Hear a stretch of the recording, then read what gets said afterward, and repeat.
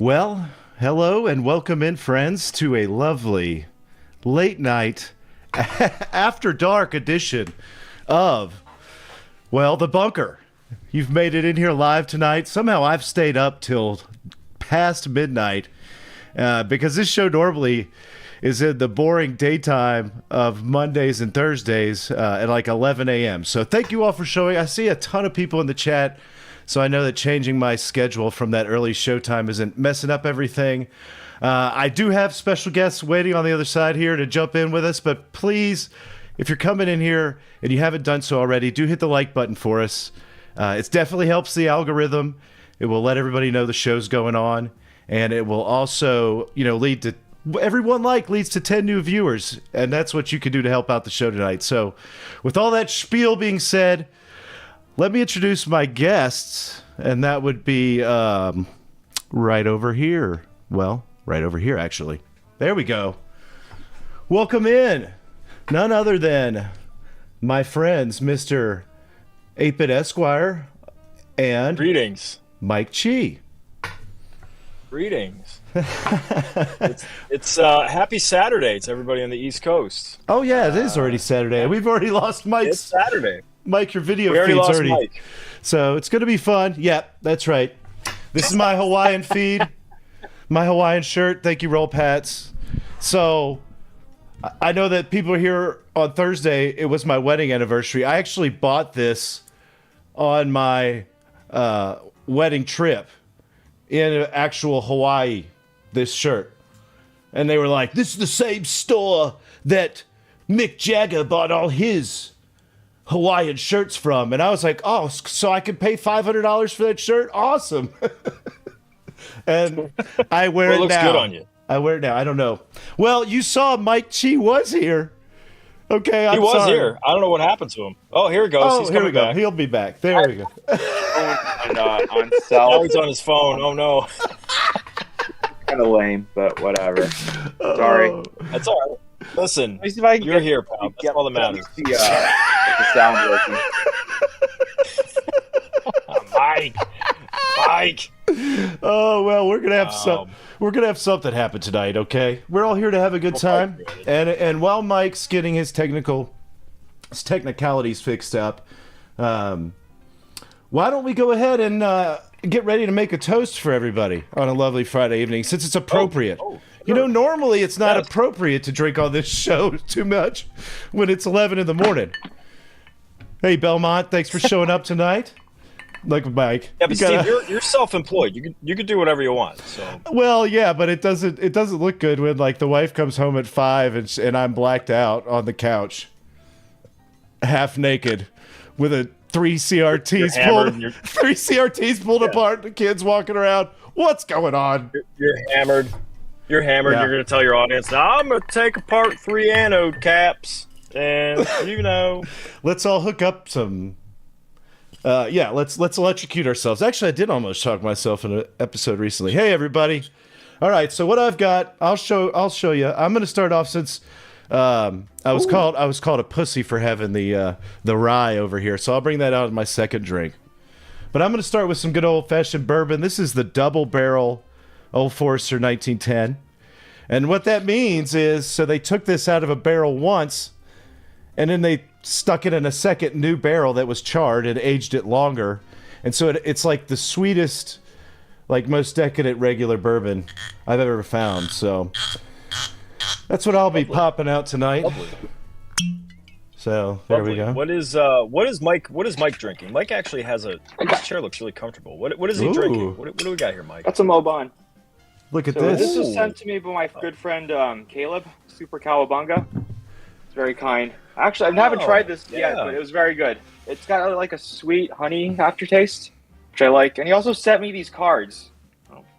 Oh, the Kasumi card. So very nice of him. I was like, I remember when you sent me that clip. I was like, where the hell did Mike get DOAX playing cards? Like, that's wild. Thanks, my good friend Caleb. Caleb, awesome. I know Caleb. He sent me some like cool random stickers in the past and things. Believe it or not, cool dude. Yeah, definitely. Caleb hasn't sent me anything, so he must hate me. I don't know. Yeah, I saw where he had done some testing, I guess, right? Yeah, he and his friend had this really wild setup up in Seattle, and I think they were just at it all afternoon. He's got this time lapse. Nice. That was a really cool video. That was really neat. Where was that? Like that place was awesome. It was an amazing view that he was at. I think it's his friend's house. Really? It looked like an airport Okay. or something. Yeah. Well, no, I thought it was like a fancy hotel or something like that, or a lodge. Like, it was gorgeous. So his friends, he's got a loaded friend. That's good to know. We A lot all of have arcade loaded boards. friends. So, A lot of arcade Yeah. boards, so yeah, right. It's like it's like the Neo Geo collectors. Well, what do you have for us to tonight, Mr. Esquire? Well, you know, I'm just a man of the people. So I just have the old Buffalo Trace, but this is the single barrel, as you can tell from the moniker here. So it tastes a lot better than just the standard stuff. So single barrel makes a difference, folks. It does. It's good. It's good. Not a bad. I think it was like $50. It's fine. Awesome. Yeah. Well, here we go. Cheers, everybody. Thank you for joining me. I wish I could clang glass with you, but Salute. absolutely. Thank Thank you all you for guys joining me. for staying Thank you. up. I know it's much Yeah, later over there Mike. for you guys, so I appreciate that. Whatever. Hey, we had to get this done I'm because the schedule is just. This is the perfect night for this. So for me and for It is. you, really, like the timing. I mean, we got to get into this most recent episode that we were all privy to. That the movie man himself, Mr. Spielberg. I gotta to tell get you, more of that. this is give me a flop from Spielberg. This is like I can't think of it. Oh, AI. There we go. AI was a Spielberg flop. This is I got 3,000 views in 5 days. I'm like, what is going on? I'm so sick and tired of people telling me this is a great video and nobody watching the damn thing because the algorithm just Yeah, crushes dude. you know, it's wild. I mean, look, I hate people that just sit around and complain about the YouTube algorithm. Like, it is what it is. YouTube's in the business of making money.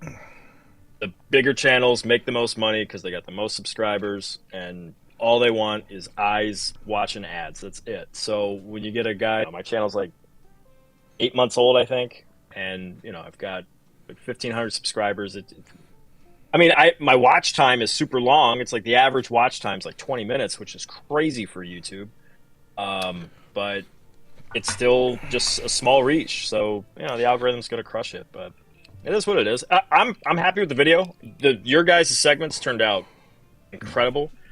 The audience feedback's been amazing.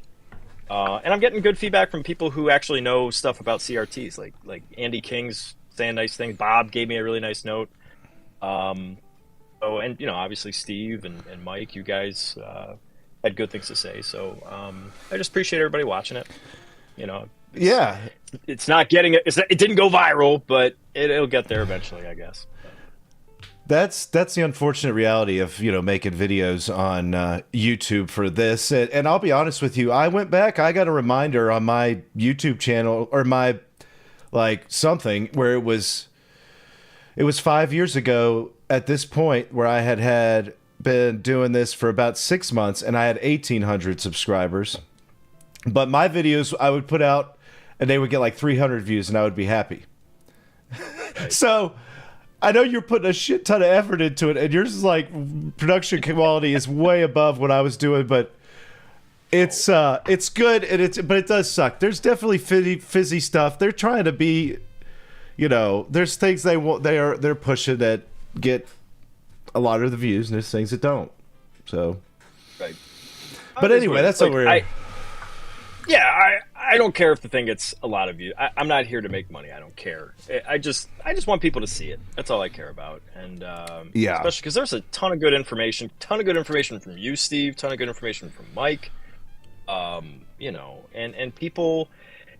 Yeah, like people want to get in and buy a PVM, and they're like, okay, I'm gonna go spend a couple grand and just get the best thing I can, and that's not always the best thing to do in everybody's because everybody's circumstances are different. So your circumstance may warrant, you know, something a little smaller or something that's it doesn't require a crazy high line count. So anyway, it was a good video. I was really happy with how it turned out. There was a couple boo-boos. That was a great production. Thank you, Mike. I appreciate it. Your spot was good. The only part that everybody complains about is me talking to the Tink 5X. That's the only part people didn't like, but I don't care. I'll defend that bit to the day I die. I don't give a shit. I thought it was funny. So that was great. Yeah, that's interesting. I want to know, like, well, first off, I wanted to say I definitely commend you for all the amount of technical details that you put into that thing that were beyond what I was expecting by far. It's beyond really anything I've ever pieced together in one single video. I've never had one video I would be like, okay, what you just did was what I'd make like 25 videos out of with all the things you were talking about. But you're like trying to do all this in one shot. And it was so great, like, to sit there and YouTube goes through its spells. Yeah, they'll go back to liking long content again, and you'll get some more hits sometime.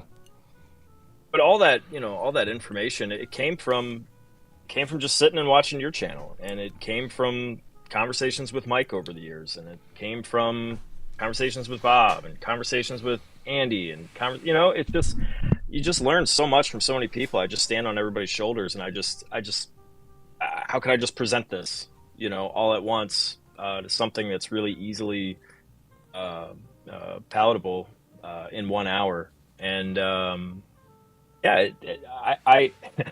it's always weird when people are like, man, I didn't expect all that technical info to come from you. I'm like, I know, I didn't expect it either because I'm a moron, but but I'm glad that you learned something from it, Well, I think one thing you've always been very good at is distilling the information. Yeah, I mean, well, that's just my trade. Like my job is to present facts that I learn over the course of a year and a half, 2 years, and then present it in front of 8 strangers off the street, so that they understand and get persuaded by my side. So it makes sense that I do stuff on YouTube like this, but it was a lot of work. It was a huge production. It took God, Mike, how long I've been buying up these TVs. Talking about it for months. I mean, I every time I would buy a TV, I'd send it to you or I'd send it to Steve, and Steve's just like, "How have you lost your house yet? Like, what is going on?" Yeah, I'm just glad it's finally done, and I could just move on to other projects I've been thinking about for months. Move on to something new. What are anything but PVMs? Yeah. So, well, Mike, let's just change subjects real quick, Mike, because you're obviously known as the scalar genius, and for good reason. Scalar clown, sure. Yeah, there you go. And what I like it. I remember when we first met, which was pre-pandemic, and that's the last time we saw each other in person. We're talking about that. It's pretty funny. But I know you were telling me that you had a couple CRTs. And I know you have been inspired by CRTs, right? So what do you have CRTs right now? Anything? Yeah. I don't know if you can see. Well, you could, but I've got, actually, my favorite one right now is that one right there. I got 2 new in-box security monitors, 20-inch, Panasonic. They actually have S-video. So they're pretty nice. Okay. And being new, the tube is nice and bright. I mean, it's not like otherwise it looks like a consumer TV, but it works really well. I'm a big fan. And then I've got this FP310 right here. I don't know if you can see it. Yeah, I can see that one. There it is. I haven't powered it on anymore because I think it needs a recap. Like the vertical deflection just kind of jumps every few seconds. It goes like, so it annoyed me enough that I stopped using it. Yeah. And I don't think I have the chops to recap it, so it's just kind of sitting there now. You'll just have to fly me out and let me sleep on your futon or something. There we go. Deal. Oh, well, yeah. So that's awesome. I gonna be honest with you. I've never actually gotten a 310. People don't let them go, and the ones that I do see are huge. And I don't have spot. Yeah. I can't even fit the place I'm living now. I can't. It's sad to say, but I can't fit a CRT 36 inches in it. Like the door jams. I don't know. They're old and narrow, How big is yours? How big is yours, Mike? It's 27 inches. Yeah, that's perfect. It's the smallest one. It's a good size. But we got it for my wife and I picked it up from a very angry lady. She wanted to see our $20 before she'd let us in the door. $20. You have to be for real. And then my wife and I hauled it back when we had a van, but she did not know what she had. Yeah. And this was in 2017, so I didn't even know that it was a good tube. It was just the first one that I found on Craigslist. I'm like, all right, I'll get this, and it turned out to be a good one. You ever watch? Have you ever opened that up, actually, Mike? I haven't opened that up. Steve, well, I thought you had a video, Steve, on an FV3. No, it wasn't that one. It was the one. It's the whatever FS or the other 110 or it's the 100 series. So it's not the same one. There was one Sony consumer tube you opened up and Yeah. you looked at the chassis and you're like, wow, this looks like a PVM inside. This is some good components that they're using here. Yeah. I can't remember what model that was though. Yeah, it was it wasn't the 310. It was I can't remember either. It's been so long. You go through these things. Well, that's the thing. That's how many videos you have, Mike. I wrote Steve and I'm like, Steve, you've got a video where you're adjusting potentiometers on the main board. You're doing geometry settings. Can you point me in the direction of which video that was? He's like, I don't fucking know. I have no idea. I put out so many damn videos. I can't keep track of these things. I'm like, oh, you're a lot of help. Thanks. Appreciate it. It was, see, look, the chat knows. I don't even know the chat knows. It was FS100. I know. These guys are, Shout out to Eric. are hardcore. Oh yeah. So thanks everybody. Hey everybody. It's been 17 minutes. We're here. We're rolling. You've done great. Whatever you did to switch over, Mike, you've been your technical difficulties have disappeared. It's on my cell phone, which is really sad. I have no idea. Oh, that's great. Hey. So, if you haven't already, please hit the like button for us, everybody. Okay. There's my. I'm going to go out there and say that again. Thank you again. Let's get back to it. We need to stop talking about CRTs for a second because Mike Chi put out a very, very cool post on X, Twitter, whatever it's called. He is at the point where he has the actual injected molded cases on the Tink 4K, and he's got the labels that he's sticking on the back of these. Mike, when are we shipping this thing, pal? This is coming out next month, isn't it? It's coming out next month. Well, shit, next month is already November, right? We're only 10 there. days from November. Are you serious? But you're there. Yeah, man. we're days from November. I don't think it's going to ship next month. I think there's a good chance it will ship sometime December. That's what I'm projecting. Last week the factory said they were going to get the FPGAs, but then it turns out it's Friday. They haven't gotten those yet. So still waiting for that. Hopefully next week. I'll see. No, I saw a picture of a bag and had 59 parts. I'm like, someone stole 10.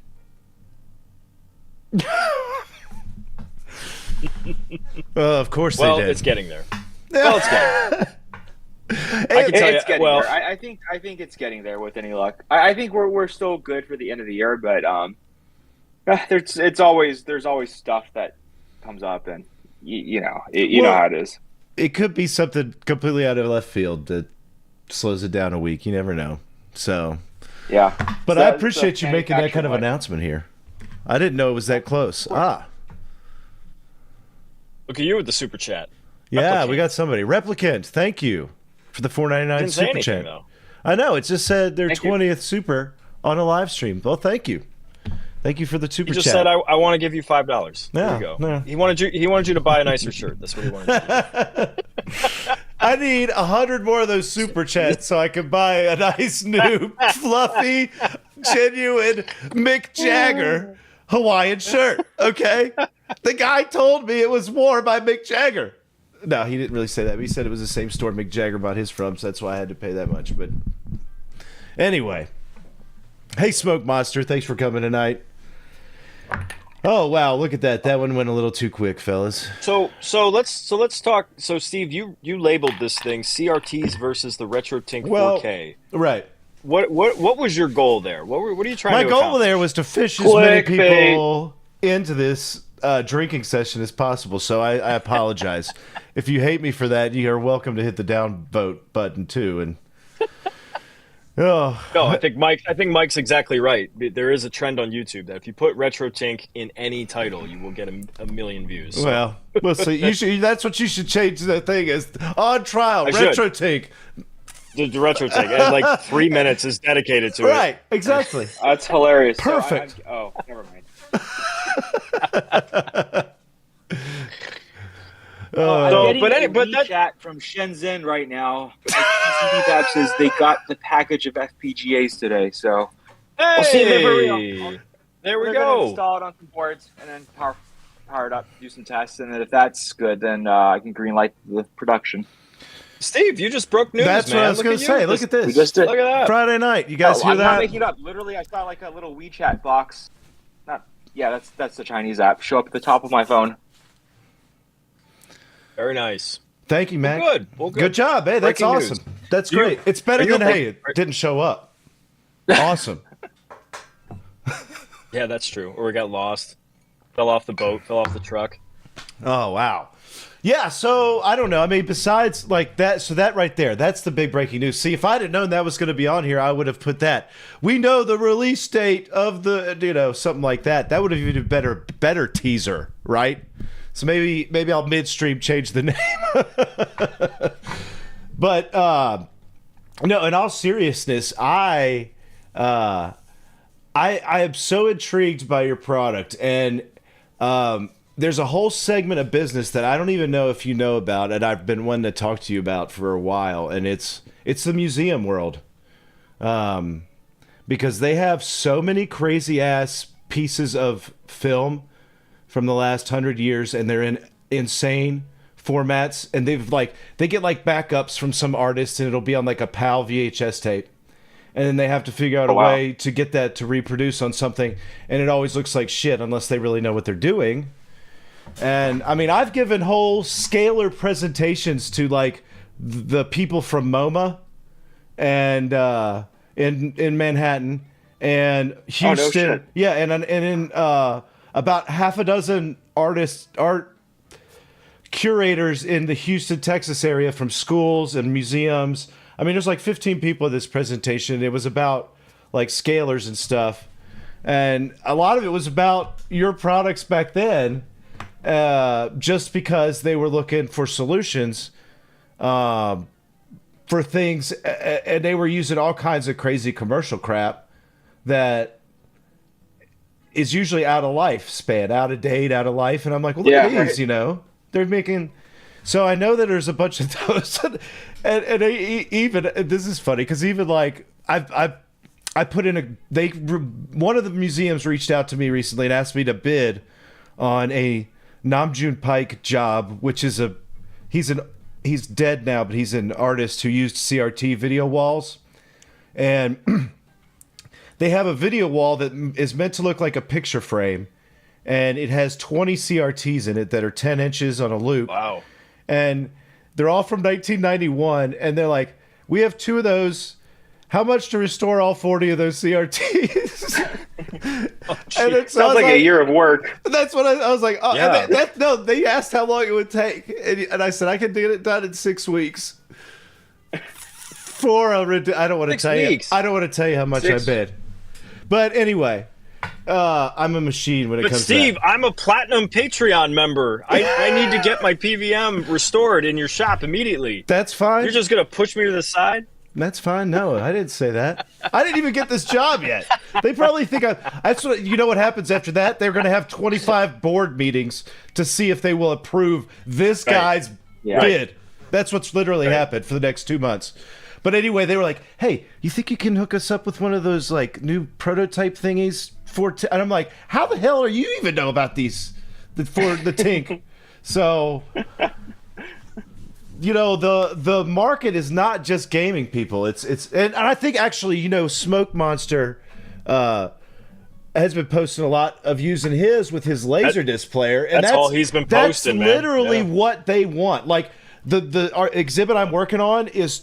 That I bid for would be 20 TVs, and the medium that is playing the art is a LaserDisc player still. Literally still a LaserDisc player. Yeah. So Mike, do you have a LaserDisc player, Mike? Do you have a bunch of I'm ashamed to LDs say I laying do around? not. It's definitely on my to buy list, but yeah, right now like I've basically zero space, and I'm not sure I can stomach another piece of equipment. That's where I'm at too. Like I got into this discussion once on Twitter with LaserDisc because somebody, like, it was probably Steve. I mean, somebody posted a LaserDisc player and Jurassic Park playing on a CRT, and I'm like, damn, that looks awesome. And then Scarlet Sprite shows up in my replies. He's like, actually, that's really stupid. Like like a DVD just looks way better. Like, why would you do that? And I'm like, oh yeah, that's right. I'm not going to spend $400 on a LaserDisc player. You're right. It is stupid. It's a waste of time. But there is like some really cool legacy media. Like, it just hasn't made the transition to DVD or Blu-ray or anything like that. It's still, Well, I think GameStack was saying there's some releases that you could only get on LaserDisc, like Star Wars, the original ones, without that haven't been redone. So there's definitely that.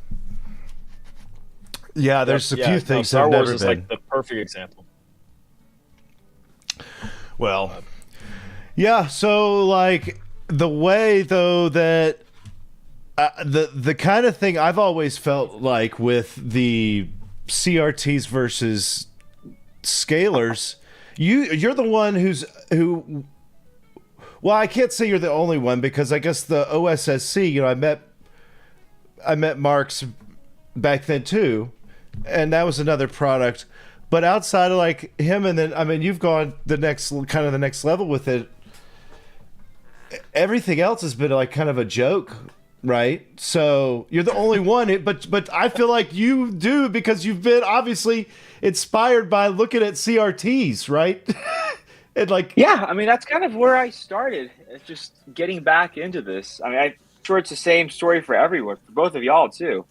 2017 is when I was like saying, hey, I want to play these old games. And I was kind of going at it the other way. I had a Raspberry Pi. It's like, how do you get it to output to a CRT? And then that's how I got the FB310. But yeah, I mean, I think it's the same story for everyone. It's like, I want the games to look and kind of feel like the way they used to. The thing that impressed me the most, Mike, about the 4K is, I have to apologize. You sent me a tester, and I was so busy with this production that I just have not had a chance to break. But my next video that I'm publishing will be not so much a deep dive into the 4K because Joe from GameStack already did that, and Bob already did that, and they're way better at doing what they do than I am. So I'll let that stay. But the thing that I really liked was when I took the macro lens right up to the OLED. And you could see it. You made the subpixels look like phosphors on a CRT. I mean, it really showed off. It almost had that just aperture grill phosphor look. And it wasn't 100% accurate. Because I showed the picture of the 1942Q right afterwards, and you're like, oh, this it's not the same. But when you compare that to where you were with the 5X, I mean, it's night and day. I mean, oh my God, it's such a huge difference. It's so cool. So cool. What was it saying? Was Chris Tabor saying at 4K you have a fucking symphony and it plays together some shit like that? Yeah. No, you really do. I mean, it just seeing RGB down to the subpixel level on the OLED was just so cool. I mean, I don't play with I got it right here. Where is it? This was the best $150 I've ever spent. Just my little Nikon macro lens. You can get right up to a screen and see right through it. I mean, you could see the individual phosphors on the CRT, and it's a thing of beauty. So I was like, well, I'll try to get really close to this OLED, but I bet I can't get anything that good. And then I saw it, and I was like, holy shit, Mike is killing it, man. This is incredible, It's just such a departure from what I'm used to seeing from the 5X for the last 2 years. It's really, really awesome. Really awesome. The 4K, that extra resolution really buys you a lot. And then if you combine that with HDR, that makes up for a lot of the lost brightness that I think really kills scanline effects. So I think we're getting closer. I mean, obviously it's not perfect, but I think we're inching closer. We just need. I just wish that TVs could get a little bit more bright, but supposedly they are. Yeah, and that's going to come with the what is it, the nano OLEDs and the 8Ks and all of that stuff. But and the one thing I didn't really touch on in my video was introducing black frame insertion into all this, right? I mean that was what made it next level. So where we remove that ghosting when we have those 2D characters across those 2D planes.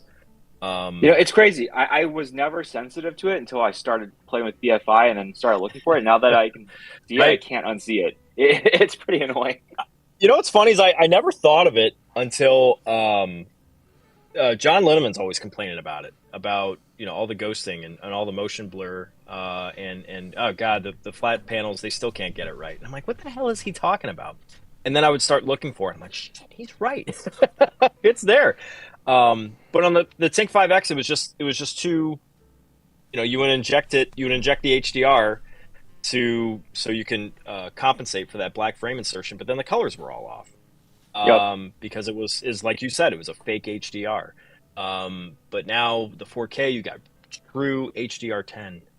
It looks so good, man. And we finally figured out motion. It just, I don't know. And that's going to be my next video. It's going to be talking about not just how close we can get to the individual phosphors like you can on a CRT, but just appreciating, recreating that perfect motion that you get on a CRT on a digital level.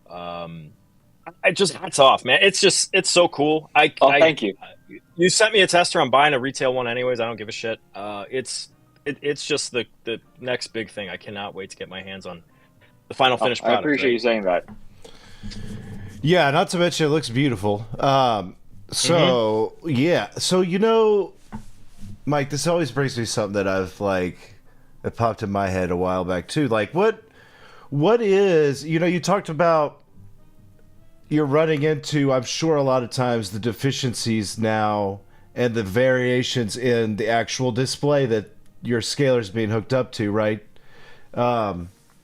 What is like the perfect? Is there like you already have this, maybe, I don't know, like a list of preferred OLEDs that you are seeing that maybe are better or that you like more personally with the product, or is there anything you would say like that? Or I don't know. I would say, I have obviously the most experience with the Samsung. Not the Samsung. Samsung suck. The LGC. Well, there you go. They do. They really do. The LGC one. And then a lot of the other people testing the device have various LGC, C9, CXs, C2s, and they all work really well. I wouldn't say, I can't say which ones don't work well. I don't have that much information, but I think, these late model OLEDs all tend to work really nicely. I will say though, on my cheap Samsung LCD from 2017, it does look really bad, especially once you turn on HDR. Everything has this weird peach haze. So, to that extent, you're still kind of at the mercy of having a nice display, but it shouldn't be too surprising. Right. That's the thing is with the Tink 5X, I got most of my mileage out of it with an LCD with a what's it called? You have a backlit full array LED panel. Yep. Those big monster sets, and they're nice and bright and everything, which is great. But the problem is you get a lot of blooming. You get blooming all over the place because it's lighting individual LEDs, little zones, rather than like an OLED where it's an individual diode. I don't think you're going to get the benefit, Steve, from anything else other than a good quality OLED display. I'm a little biased. I've got an LG G1. I love it. The only thing I hate about it is WebOS, which every LG owner will tell you WebOS is the worst it's thing on complete the crap. planet. It's complete crap. But I think to really get the benefit from this new scaler, you got to upgrade to OLED. You really do. What's Sony doing? They don't have any good consumer OLEDs? I think they do, but Sony to me is kind of a sad story. They used to be like king of the AV world. Now they've kind of that's true. They play second fiddle. I think a lot of might not even make some of their own panels anymore, which is kind of sad. Yeah, that's probably you're probably right. I bet they don't make panels anymore. They're more interested in making movies. I think with Sony made there was definitely a shift with Sony as far as their new flat panels where and the irony is they make the PlayStation, but they kind of shifted to the cinephile realm. You know, they want to make the best possible presentation for movies. Because, you know, I did a lot of research before I picked up my G1 and the Sony flat panels were amazing in putting out, you know, movies, but their latency numbers just weren't as good as LG or Samsung. And it's a shame, but they still carry the Sony premium price, you know, and LGs you can get rather, it's hard to say something over $1,000 is affordable, but in comparison to what you'd spend on a Sony, they're pretty affordable. At least I could be wrong. Maybe somebody in the chat will tell me, but I just feel like they made that shift. Like they went to movies rather than gaming. There's not a lot of products that are Sony's anymore on the shelves, it seems like. I mean, I can still go in and find some TVs, but they're not like the prevalent thing that they used to be. But yeah, you know, I follow this channel, this account on Twitter that has posted a lot of retro Sony gear, and they make some really nice stuff. It really is sad. Obsolete Sony. Yeah.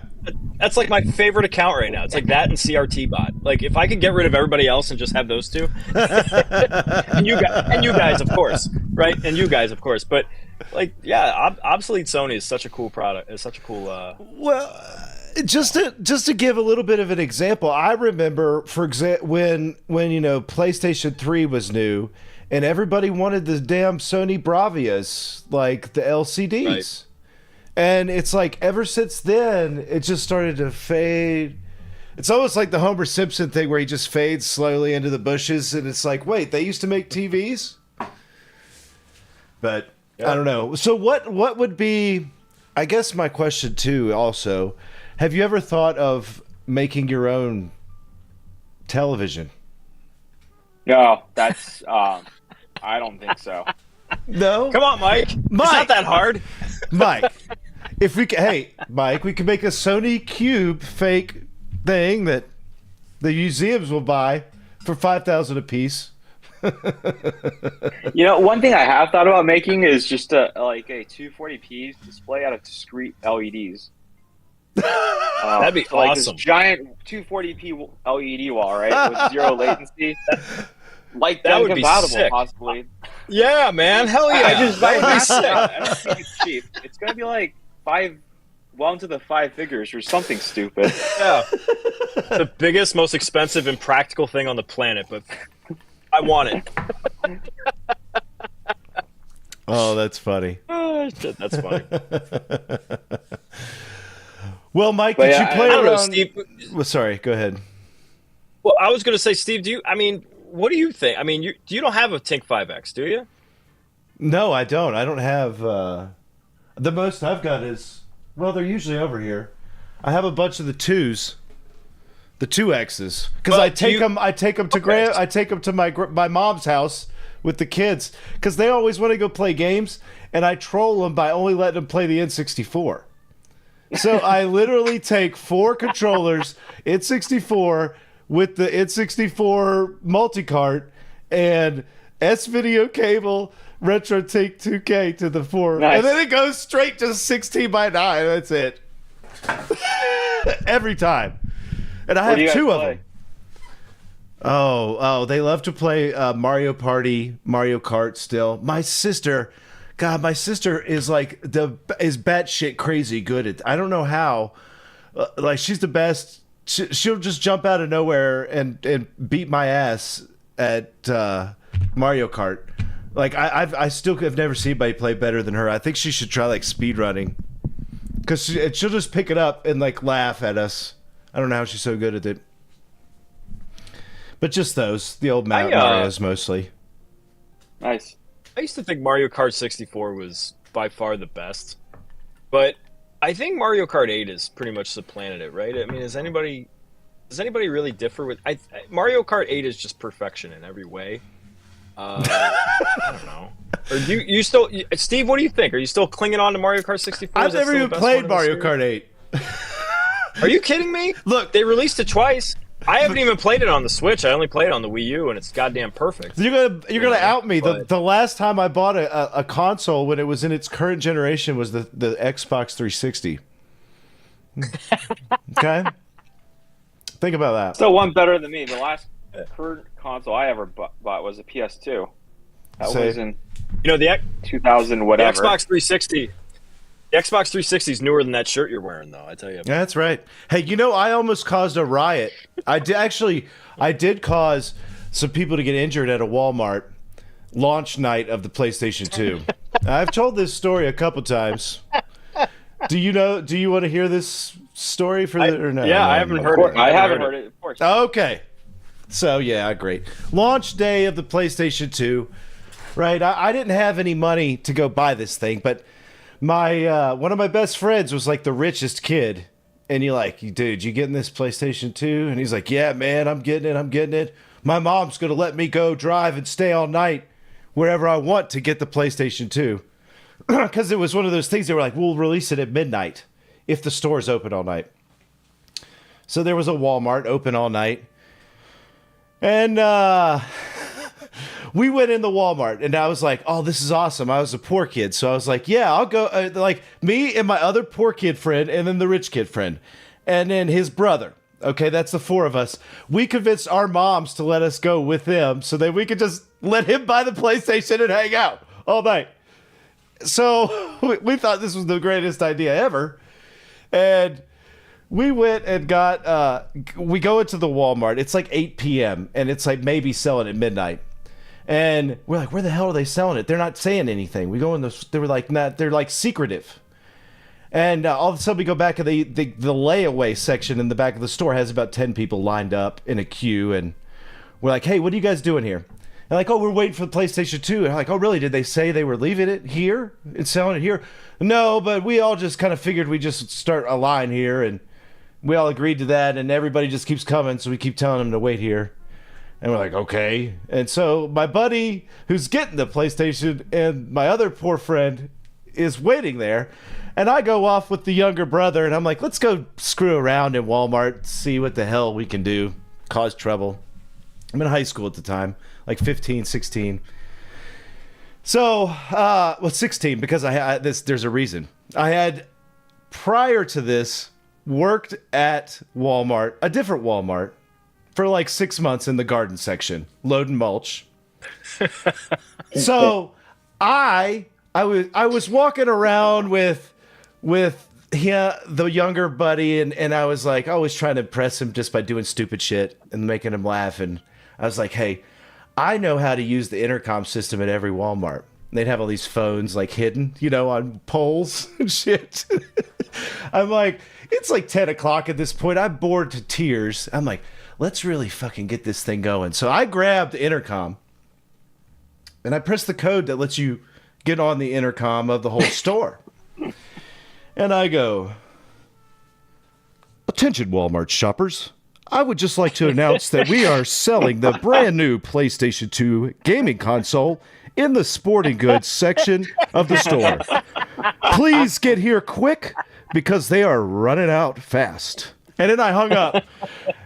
And the funny thing was we were hanging out. This is the opposite side of layaway. We were hanging out in the toy section, which is right next to the sporting goods section.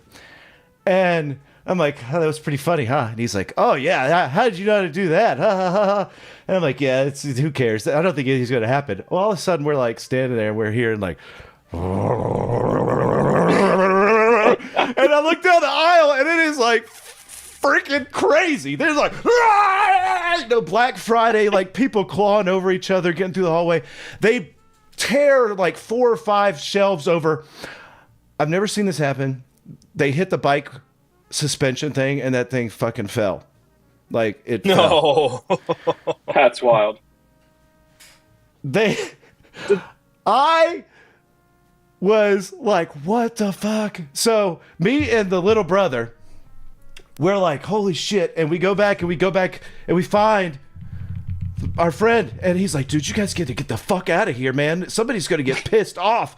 And so we literally ran behind the Walmart and hung out in a drainage ditch for an hour while the cops came, did this whole investigation, couldn't find who did it, and they kicked every person out of the store who was there to buy a PlayStation 2.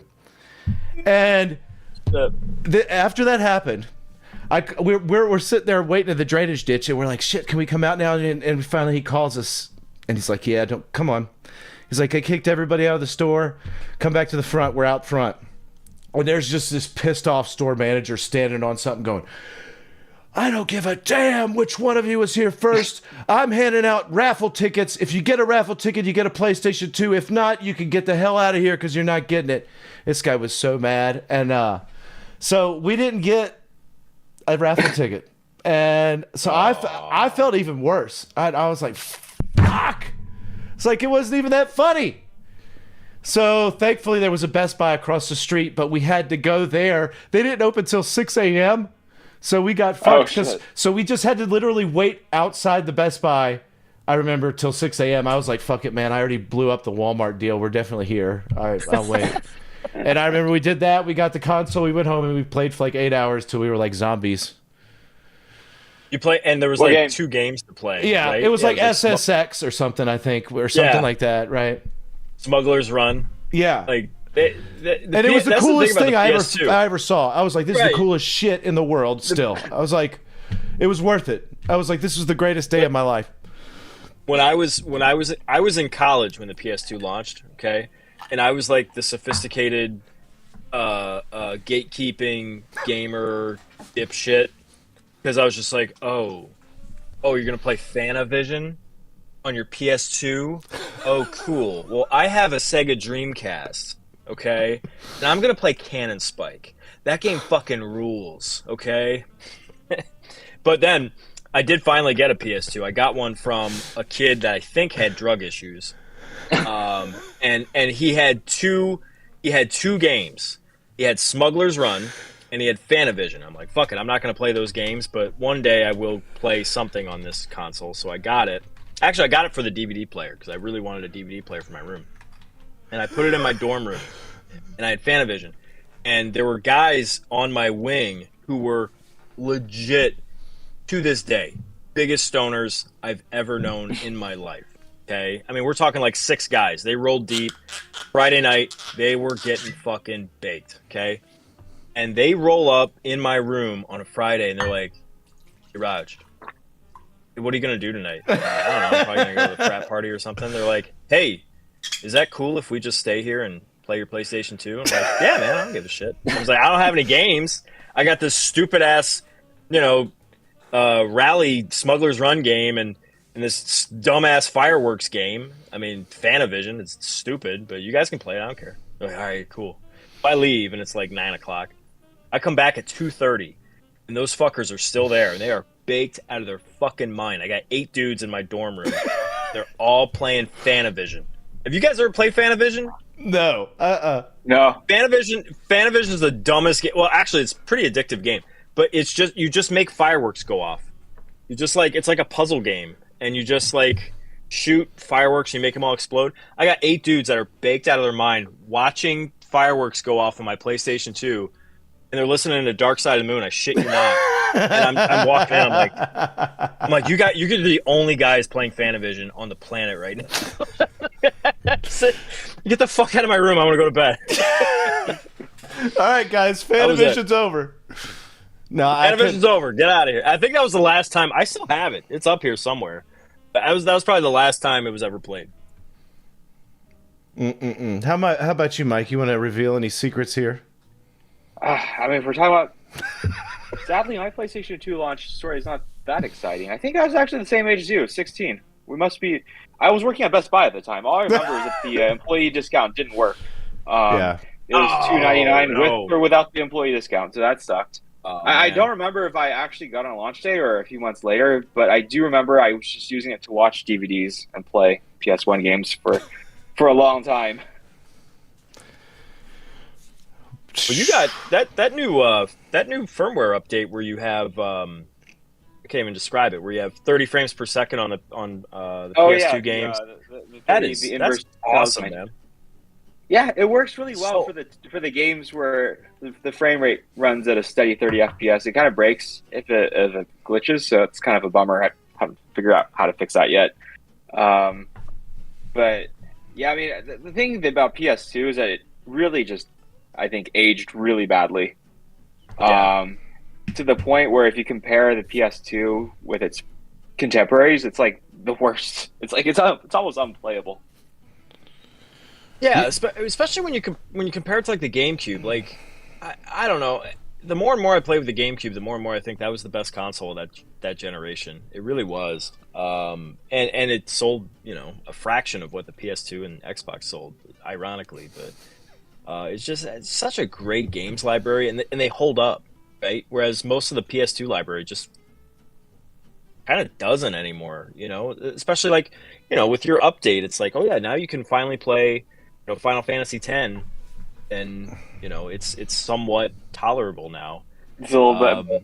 Yeah, one thing that surprised me is that just how robust the GameCube community is. It's like you see people building crap for it all the time, and it's like, none of the other consoles have that.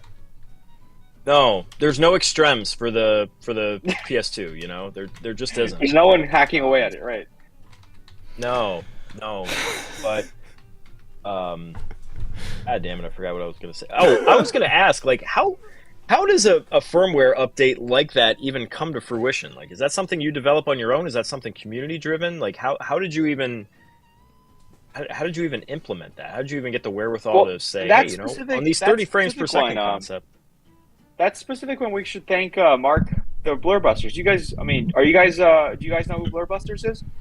Yeah, absolutely. Yeah, the UFO guy. He's been a huge help. And he's been, I think he and I have been talking a lot, and then every time I talk to him, he's kind enough to write like this giant email, and then I walk away, my mind's blown, and then if I'm lucky, I understand like a fraction of it, and then something useful comes out of it.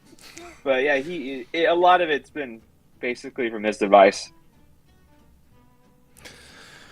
That's crazy. Yeah, so you just came up with you just get the idea. Okay, I'll just do this then make a firmware update for it. Yeah, I was like, hey, Mark's talked about inverse telesign, and however you pronounce it. I don't even know what the hell you just said. Sure, Steve, you know what he's talking about, right? Yeah, of course. Yeah. Yeah, I was like, hey, let's see if it actually worked, and it actually did work pretty well for some games. Like, this is pretty cool. Let's put an update out.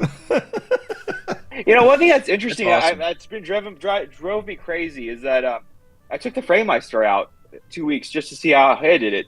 The reverse pull down on that is perfect. So I don't know how it Final Fantasy X will break on my stuff, but it won't break on the FrameMeister. And I looked at it really carefully. It's like it's weaving the fields perfectly. And I'm like, I don't know how I did that, but Mike, listen. You got to talk to Steve and I like we're idiots, okay? Because we are, okay. What is reverse pull down? What does that mean?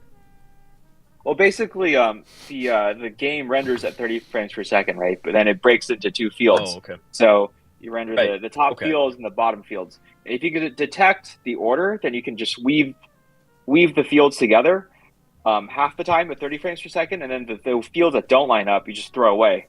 So you don't get the combing. And if you can detect the pattern, then you can weave it perfectly. But the game drops a frame, that pattern shifts. So you have to shift how you're weaving it, and you have to detect it without glitching out. So right now, the way I do it, it doesn't adapt fast enough. So when it drops a frame, then all of a sudden you start seeing glitches until it picks the pattern back up again. But somehow the FrameMeister is able to detect it perfectly. Somehow the FrameMeister what you're saying is we should able to do that. That old device can just pick it. That's crazy. Yeah, it means there's a solution. Probably some little logical solution, there is one. Yeah, chain that's. I don't know. I always stand by that. The FrameMeister was more developed for scaling movies, and I think that would be so. It's got an anime button. It's got an anime exactly. Button. I don't know what it does, but exactly. It just shows you know, cartoon boobs. That's all it does. I don't know. It's a demosaic filter. Yeah, it's the profile for the PCFX. I don't know. Yeah, that's crazy to me.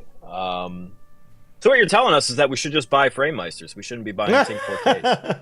Right? Yeah, I think if someone said Tobias the scalar kind of the scalar master said for the best deinterlacing you still have to go to the FrameMeister. That's the only round. It did 480i so well. It really did. Compared to the OSSE, but I think I talked about this with you before, though, but you spend so much time with PVMs, you start to realize that Bob deinterlacing is really the way to go, because that's... Boob deinterlacing? Yeah. I mean, that's how you look at it. The way it looks on a PVM, So... Yeah, that's one of the things that...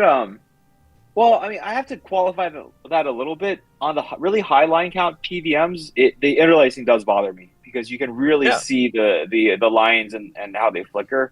To the point where I'm like, you know what, I got to get a softer tube. I was wondering, not a lot of people complained about that in my video, but when I got to that point where I was talking about, interlace content on an 800 line tube, like when I shot it at 24 frames per second, I mean, it was really jumping. I mean, it looks really bad. It didn't look that bad in person, but 24 frames is what it's naturally what the human eye sees, apparently, I guess. Well, but, at 24 frames, basically the thing is running at 30 or 60 fields per second. So 24 means that the frame rate that you're capturing, or what your camera is shooting, versus the tube, they're not in sync. So basically, that really makes that really exaggerates the jittery effect.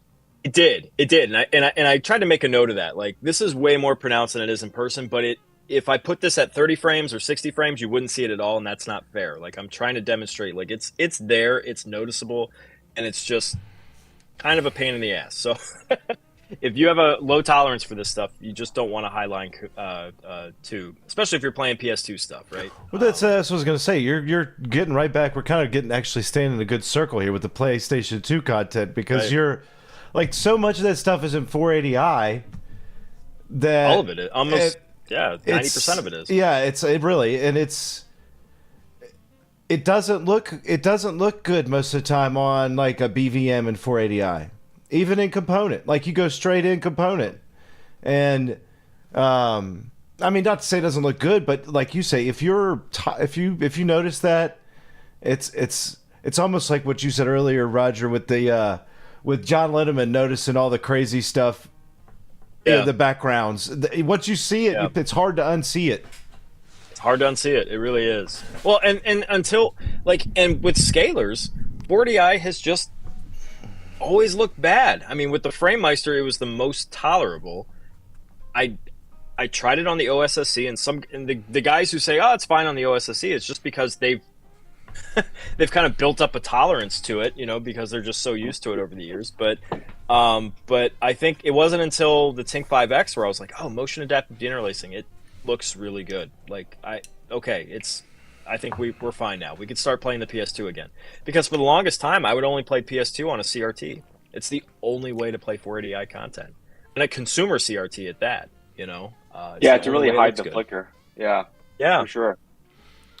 Yeah, you could make an argument that you could basically get the best for a PlayStation 2 out of itself, like putting it in something like a PVM 2030. It's like that 20-inch. Yep. Just right under about 500-600 TV lines, and you're like, okay, then everything looks kind of good. But it's almost like hitting 600 and higher. It really does start to amplify that flicker, and then the larger the tube, the worse it gets. And you guys will see. I'm putting out a video of my 14N6, which is 500 lines. 40i looks awesome on it. Looks really, really good on it. I'm sure. Because it's got that soft look. 500 lines is the sweet spot. It really is. So are the 2030s, are they better than a consumer tube, or is it just basically like a consumer tube with the RGB inputs? No, they're better. They do have about a 500 to 600 line tube, which is like, the best tube Sony were probably making in the 90s, like 300, I bet, 350. Oh, that sure. size. Yeah. Now you might have found some models that have that tube in there. I don't know. Like a consumer set that may have that. The weird thing, the 2030 is more of like an aesthetic thing, and it's 1 inch bigger than the others. Yeah. So it's like, ooh, it's 1 inch bigger. But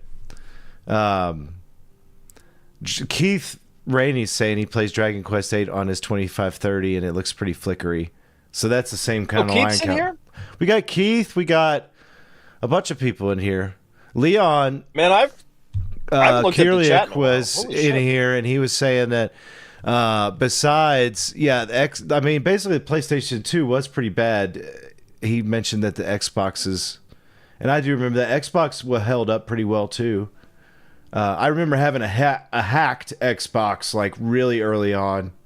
I don't know how many other people did. Like everybody did. There was some dude. There was some dude that was in high school with me that he was. You want to play everything? Yeah, I got it on my Xbox. Yeah. I had this mod crazy pogo pins. He's like, all you got to do is bring me an Xbox and a hard drive and $150, and you'll be able to do anything you want. And half the time, bags of Doritos. Half the time they work for like 5 years. The other ones work like 6 months. It was hilarious. But the funnier part was that guy did that because that was his hustle. Because he was the first guy like in our junior class to like knock a chick up. Like he knocked a girl up, and he needed the money. Dude was in my grade. He knocked a girl in the younger grade under us up. He had to go through night school, graduate, and then he was like, we were like in our senior year, and I was like, what the hell ever happened to that guy? Like, oh, he graduated like early. He's been working for Comcast for like a year now. And I was like, what the hell are you doing? He already had a house, and like, I'm marrying her, and I'm just like, what? Well, can you hack this Xbox, or you got too much family life going on? I mean, I'm freaking 17. I'm like, what? Oh, 18. I always got time to hack an Xbox. Oh, yeah. Dude, I'll bring those Xboxes. It seems like in this case, that kind of pushed him in a good direction in life. He's got his shit together, and that's right. I saw him recently, and the fucker has grandkids. And I'm like, whoa! That's insane. You're a fucking granddad. He's 39 years old. Yeah. He's 39 years old, and he's a granddad. Yeah. Where did you grow up, Steve? You grew up in Tennessee, didn't you? Tennessee, baby. Okay. They weren't related. I don't think. Good old think. Rocky Top. Mike, are you into sports? I'm sorry, I'm going to take this into the dumps. You're not into sports? Okay.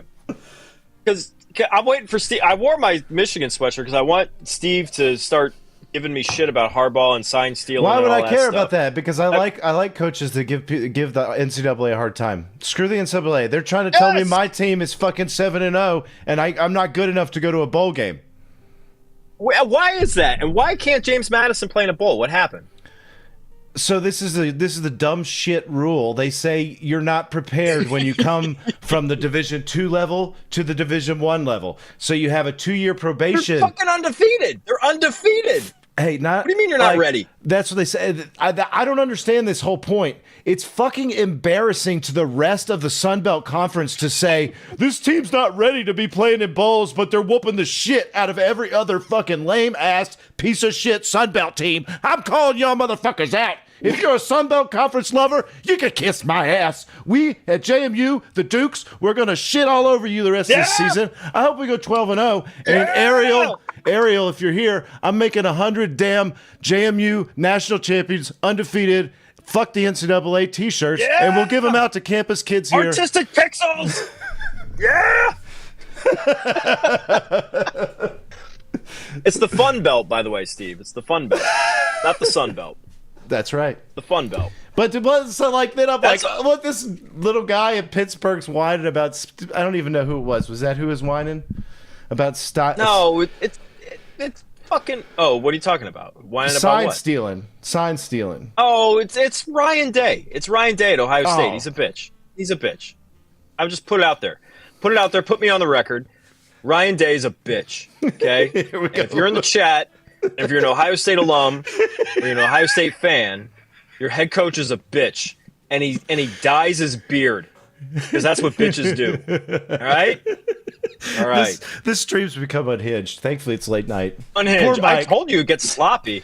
Poor Mike. Mike's like, why the fuck did I agree to do this? I'm not even sure I'm coherent right now. But, Hey, it's okay. Oh my gosh, we just went like underage there. Yeah. Look at well, roll just pads. think about Dukes, that. Dukes. Yeah. The chat went crazy over that. Gotta love the Dukes. I mean, it's funny. Steve. Everybody loves mid-major football. Everybody. Oh, I love it too. This is like a mile. People don't understand. This is a mile from my house. My wife works for the. Here's how cool this shit is. All right, people don't understand this. I live a mile from this campus. I have a set of keys upstairs that opens every fucking door in the campus. Like, because my wife works there, it has a special administrative set of keys to open every door. Yeah, the master key, yes. as they call it. Yes. I have. My old man car, my old 1997 Grand Marquis, it's like legal or registered to park anywhere on campus. I mean, I'm like, I go there and I have season tickets to everything. Like I have 8 football season tickets, 4 basketball. I didn't even tell my wife. They just kept giving. I'm just like, I just bought 2 more season tickets to basketball just for the hell of it, like in a different section. I have a problem. This is what I want to know. This is what I want to know about your Grand Marquis. When are you going to full out just pimp that thing? When are you going to make that drug dealer mode? Like put some 20s on it. Like some 24s on it. So you're right? driver? You're going to Yeah, yes, man. Yes, this car is the 97 Grand Marquis, 1997 Mercury Grand Marquis LS. My grandfather. It was my grandfather's very last car that he bought. He bought it brand new, so it stayed here with him. And when he passed, my dad was like, "Nobody wants this car. Do you want it?" I'm like, "Are you kidding me? Yes, I want that car." And I get it. And like nothing. I mean, it's like it's been garage kept. It's 80,000 miles, and there's nothing. It looks perfect, right? So it's almost 30 years old. It's got 80,000 miles. Yeah, so I'm driving it all the time, right? Well, I'm starting to get to where things are starting to go bad, and it's funny. It's like little computers, but I find them at the junkyard, and I've replaced almost every computer in this thing, and then I went in, and I've been looking for that's the thing. You can't find shops now that like the shop's techs are usually younger than my car. They're like, "Sir, how do you open this hood?" And I'm like, "That's a bad sign. I'm sorry, son. You failed. I'm going to the next shop." And I finally found this freaking shop of like old hillbillies with like 2 teeth, but they're cool as shit. They're like, "Yeah, man, I love that car. Oh yeah, you want anybody to work on that car? I'll do it." And I'm like, "Yes, thank God." Okay. So I took it in there the other day because I'm like, the alignment's terrible on it. You know, it's like you got to hold the steering wheel like this to go straight. And I'm like, I got to go. I'm about to drive it back to Nashville, like 500 miles for this convention with full of CRTs. I'm like, I got to get the alignment fixed. Everything else is fine on it. I go in there, and I mean, I've taken it to the shop, and they're like, "Yeah, we'll get you alignment. Don't worry." They're in there, this young kid's. I mean, he's got like this fucking hammer, this Thor's hammer. Beating on the shit under there, and I'm like, "What is he doing?" And they're like, "Don't worry, man, he's good." And then I look at, he's got a blowtorch, and he's like, and then they're like, I'm just sitting there, I'm like, "Oh my God, they're gonna blow my granddad's car up here." And finally, after like 20 minutes, this kid comes out covered in like he's been fucking dumped down a chimney, right? Like he's been using the chimney sweep like Mary Poppins. He's like fucking Poppins. He's like, "Fucking Poppins, I got dust all over me from this Grand Marquis." He's like, "I can't get these tie rods to change, man. I can't get." And I swear to you, I go under there, and I'm like, "What the fuck's this guy doing?" They're like, "Come here."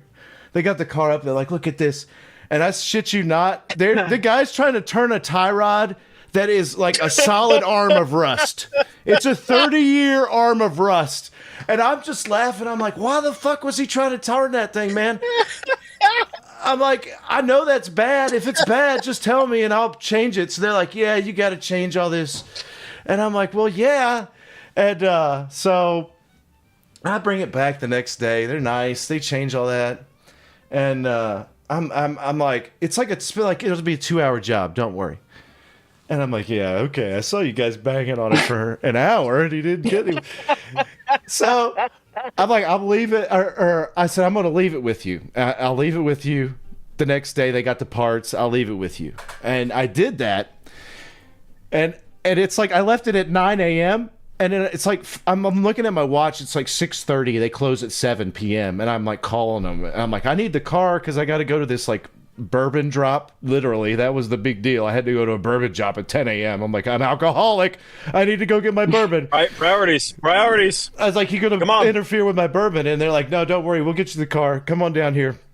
I get in there and the guy's like freaking out because he's pulling it off he's like, they're like, that motherfucker, he changed all that in there. And I look under there, it looks beautiful. It's all these new pipes and shit. And I'm like, oh, this looks great. And he's like, yeah, he's been on the alignment sheet for 2 hours trying to realign it because every time he gets off the alignment sheet, it just goes until like he drives it, it just goes sideways. And I'm like, man, I don't know. I gotta have that car for tomorrow. And they're like, okay, hang on. And they look in there, and then the guy's like, damn it. And there's like this little arm on the steering column that's like rusted solid that he didn't see that also needs to be replaced. Because every time, like, he's like, okay, here's what it does. And I'm like, I don't care. I need the car tonight. And he's like, okay, we'll give you the car tonight, but I got to change this arm. Otherwise, your steering wheel's still cocked sideways, but you're driving straight. So I'm just laughing my ass off because I get in the car and I'm like, damn, this thing's like responsive. That's everything's straight, but literally the steering wheel is cocked 90 like degrees sideways. And I'm just like holding it, and it just stays like that. But it's like that's the normal way. And so the funny thing was the mechanic, he's an old man. He has like one tooth. And he's like, he did not want to let me take the car. He was like, I do not let clients take cars like this. It's like if I let somebody leave with the CRT and the fucking voltage was like the anode cap was open. And I'm like, don't worry, man. I'll bring it back tomorrow. That's the way he was looking at me. And so, I mean, I took it back. They were like, since we missed that on our initial inspection, we're going to replace this part for you for free. And so I brought it back, and then, dude, again, they put the same kid, and to get that, he had to drop it down. He had to get that old rusted piece of shit off. And again, he was down there banging for an hour with Thor's hammer, pulling out the blowtorch, and I was like, motherfucker's trying to blow my car up twice. And he gets a part out, changes this motherfucker with this goddamn Grand Marquis. And I'm like, I get out on the road and I'm like, damn, this thing's riding perfect now. Perfect. I mean, it's perfect now. And they're all like, don't worry, man. And I'm so I'm talking to the guy while I'm in there about like what I do. He's like, what do you do? And he's like, oh, that's so fucking cool. He's like, I used to sell. He's like, all this, telling me about the whole business, about his business. And he's like, don't worry, man. If you ever want to do anything, this is the labor rate. You bring me the parts. I'll put anything on your car. I don't care who. I'll work on this car. He's like, we'll work on any old cars. He's like, he's like, we're old school. He's like, I'd rather have working on your car than any other car. He's like, but there is a gearbox in that car. So if your car still doesn't drive straight, there's this gearbox.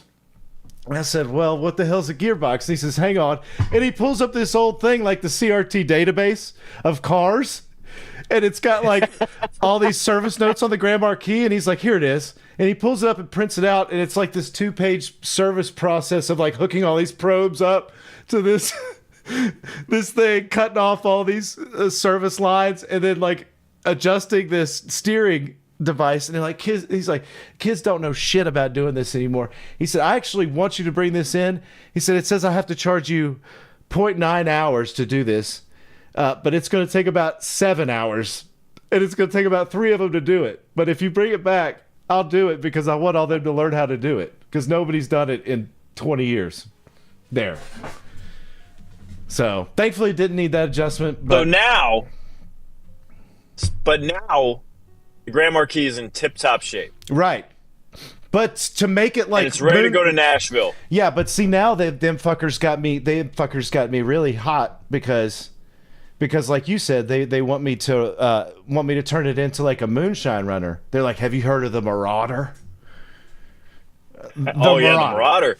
man. The Marauder don't fuck Mercury around. Marauder. I'm like, what the Marauder hell? don't fuck around. What the hell's Yep. the Mercury Marauder? I'm like, the Mercury Marauder, and it's like this Mercury they made for 2 years that still sells for like 50 grand. It's like a supercharged Grand Marquis is what it is. Yeah, with like a 300-pound or 300 horsepower engine in it, and they're like, "Hey, look, man, I can get you one of them Marauder engines, and I can install it in your Grand Marquis for $3 grand." And I'm like, what, "Are you serious?"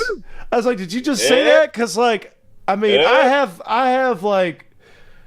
have been known to do stupid shit. I am wearing a $500 Mick Jagger fake fucking shirt right now. So listen, man.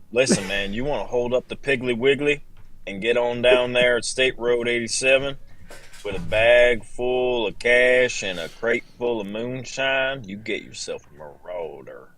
I'm sorry, Mike. I'm Poor sorry. Mike. I know, This sorry, is Mike. Oh, no worries. Poor Mike. I know. Like Mike. Have you ever been in the Steve vortex? Have you ever like you get Poor. into, sometimes Steve gets rolling into his stories and you just. It's like a roller coaster. You just put down the rails and you buckle in. And you just go for the ride and you just enjoy it. I'm enjoying the ride. You boys have fun.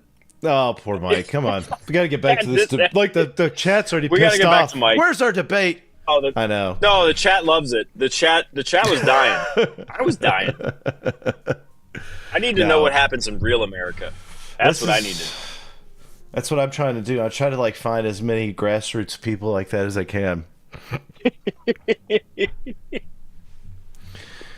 So, Mike, what's going on in California?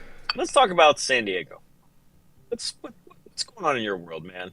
Same shit. Expensive gas, expensive everything. Want to blow my brains out. So I didn't. You posted your daughter on Twitter. You did, yeah. Nope. I thought you did. You didn't? Oh, what are you doing? Oh, what am I doing? I thought you did. Oh shit. Okay. Look at you. I thought you did, motherfucker. Wait a minute. Yes, you did. I'm gonna pull this up. I'm gonna pull this up. You totally did, mother. Don't lie to me. He's not lying. Well, he's not Anyway. lying. Oh, Send, shit. Did I just fuck things up? Okay. What is it really? Where you don't? We all know you don't just work on scalars for all day, right? How's the brain Pretty scanner? much what I do most days. That's pretty much what I do most days, to be honest. I kind of just show up at work and I just kind of hide out in my office and either just try to avoid as many people as I can while I quietly work on this shit. Is anybody in your office? Oh shit! It was on Discord. Fuck.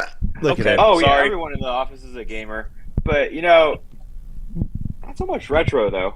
I did hook up someone. There was someone at the office who was a big N64 person, so I did hook up with the kid there. But, otherwise, all these kids N64. waiting in line for their PS5s and other shit Oh like my that. gosh. My son's sitting around and I'm like, "What's up?" And he's like, "Oh, I can't wait for Fortnite to drop this new skin." I'm like, "Give me a break, bro." Fortnite? Is that shit old? Like, I was hearing about Fortnite 5 years ago. Well, Dude, Fortnite's been around Still playing that forever. crap? I know, right? They still do. They Yeah. still do. It's not like gaming is nothing but Fortnite, Roblox, and Dude, Roblox and yeah. My kids play and what's that. the other one? Minecraft or whatever. Yeah, my kids don't play Minecraft as much anymore, but I can't tell you how many times I paid for that stupid game on different devices for them. Yeah, my brother went to a Minecraft camp, of all things. And this was like, this was probably like 7 years ago. So that crap's old. Yeah, that guy made a bunch of money. All those people did. Some really primitive ass stuff. I mean, I don't know if I did see some pretty interesting things in Minecraft. Like they're building stuff that, like someone built a computer simulator or something. So, I mean, there's probably something to the game, but it looks primitive. How about that? Like, do you have time to play video games, Mike? Like, do you play anything right now? I have not played games in a long time. Is there like a game that you like are in the middle of right now? Oh, yeah, that's what. Is it just? Do you just go back to that over and over again and just fire it up to? Just DOAX. It's just DOAX always. It's pretty much any fighting game, because it requires zero energy and investment to start and get into, and then you just mash a few buttons, and 10 minutes later, it's like, all right, got to do something else now. I'm done. This like I tried playing. What was that game?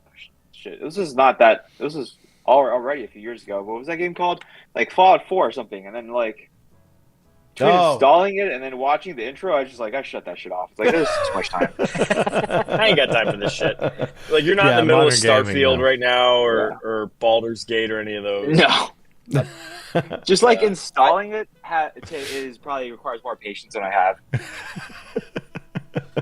No, it's true. No, you're right though. We don't have time for that shit. I mean, nobody. I mean, I don't. Steve, are you playing anything right like now? I used to get on there, and I would occasionally. The only new thing I would occasionally play would be, and I haven't even tried the new one, the original Counter-Strike, because again, like Mike says, you could just jump on that and get your headshot in a few times, and go, I'm done, and leave.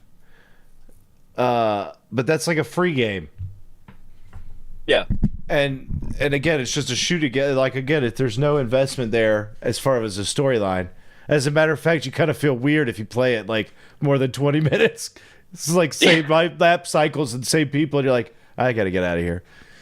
But no, not other than like I tried a couple months ago to get into Earthbound. I made it a couple hours, and I just don't. I don't know. Like the last one of those kind of games I actually finished was Chrono Trigger. You finished Chrono Trigger? Good for you. Well, yeah, because I'd always gotten stuck on that damn Blackbird ship where you get stuck in the vents. I never could figure out how to get out of it, so I finally till the internet. I remember being a kid, I could never get past that part. It's a good 40-hour game, isn't it? Oh yeah, especially if you go through and do all the extra stuff to just like if you do all the stupid. Well, it's not it's like you collect all these items to beat the leader, the bad guy, that Magnus thing. You can beat him easier if you get all the items that you're supposed to. Or if you don't, you can fight him for like 3 hours. Like the leader. I'm not playing shit right now. The only my wife is playing the Hogwarts game. The Harry Potter game.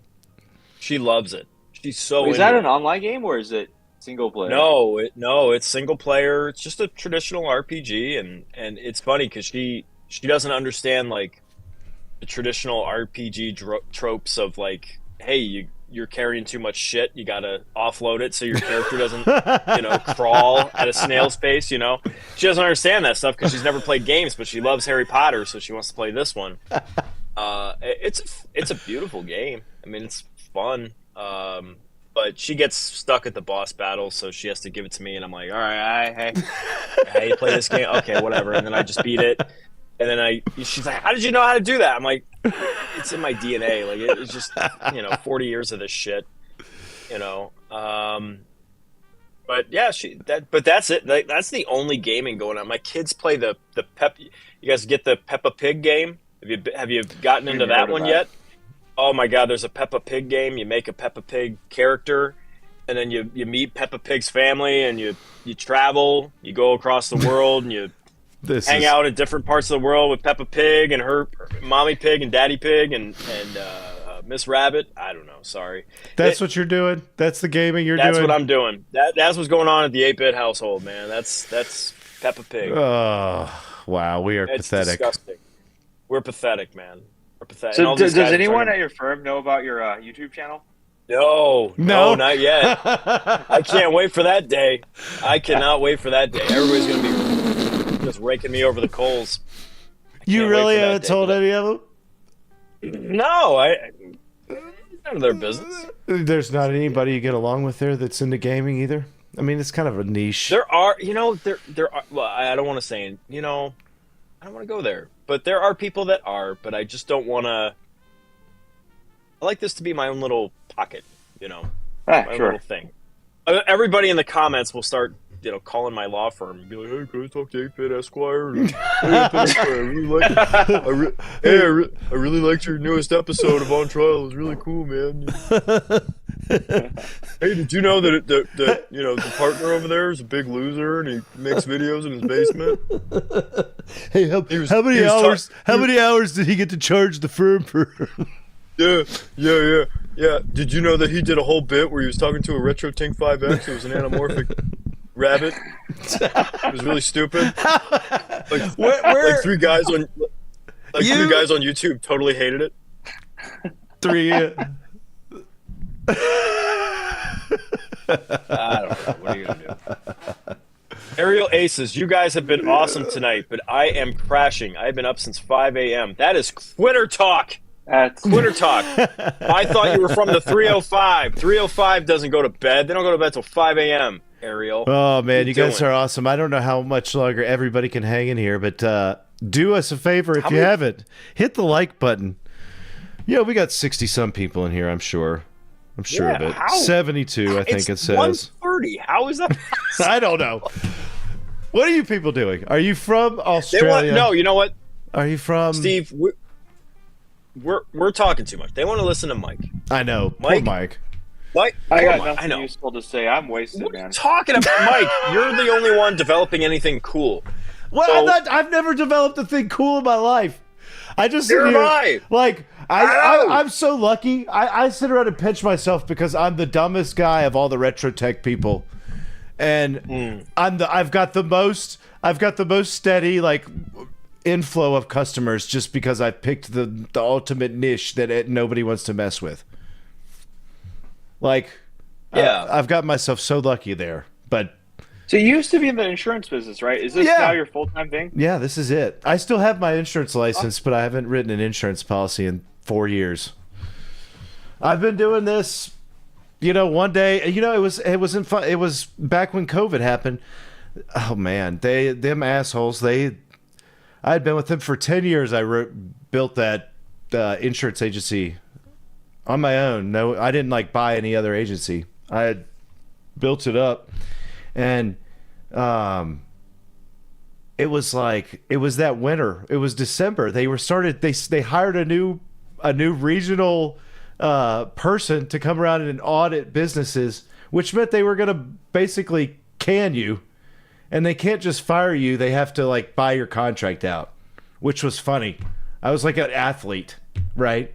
Where they're like, well, we're not going to fire you. We're just going to buy your contract out. And I was like, what? Oh, okay. But they did a real shitty job to me because they did it a week before my contract would have been double value. It's lame. Yeah. It's like firing someone before their stock options mature or something. It's what it was. And they and not only that, Mike, they did it. They sent me an overnight FedEx that was dated. The letter was written from the lady on Christmas Eve, and it was I was out of town, and they sent a dozen of them to my house because I was out of town for Christmas through New Year's, and I didn't just even know they sent it. They sent it. They sent a half a dozen FedEx overnights with this letter to my house that were just piled up on the front porch. Dated from this lady saying we're buying your contract out. Literally dated Christmas Eve. I was like, what kind of psycho? I was like, I feel bad for them, actually. I was like, why am I wasting my time with these dipshits of this? And then I tried to go work insurance with another guy who was another agent that had an independent agency, and he was just a fucking crook. And after 4 months, I was like, man, fuck. Here we go. Fuck. This story. I was like, screw this. It gets dark. Yeah, I was the story gets dark. He was starting to he would have embezzlement problems and ask me about it.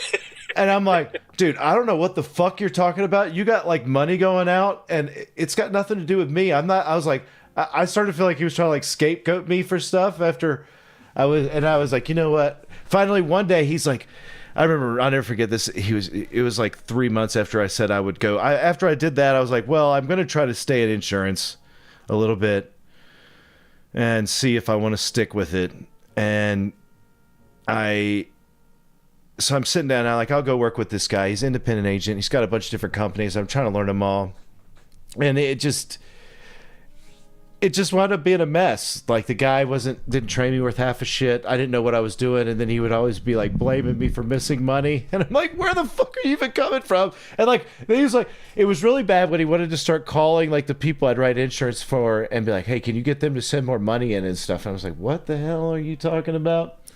And so I I just stopped writing business for him. Like, instead of telling him I wasn't going to work for him. So like 2 or 3 months go by. I hadn't written a new policy. I hadn't talked to him.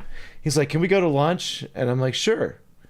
We go to lunch and I'm like, he's like, yeah, you know, when you started here, I thought you would write a lot more business.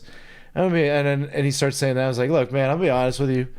I've got like a way better gig. I built my own business doing this other stuff, and it's like so much better than insurance. I hate working insurance, and I have no interest in working for you any longer.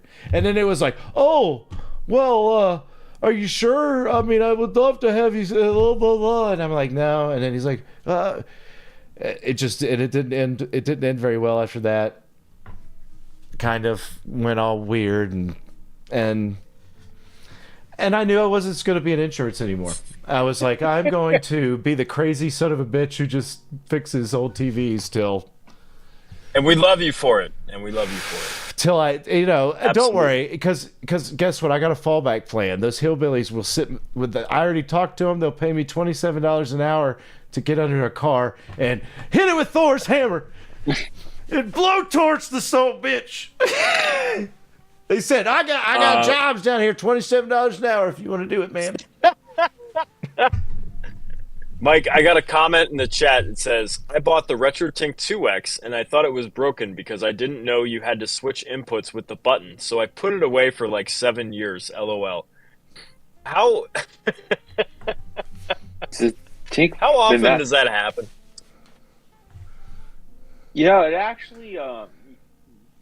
probably the most common thing that happens is people think it's broken because their fucking N64 is broken. It's always the N64. Actually, no. Right. For many years, it was a fucking N64 and the stupid jumper packs, or the fact that those parts get dirty. Yep. And I think it's because the N64 has a high-speed bus, so that it's really sensitive to contamination.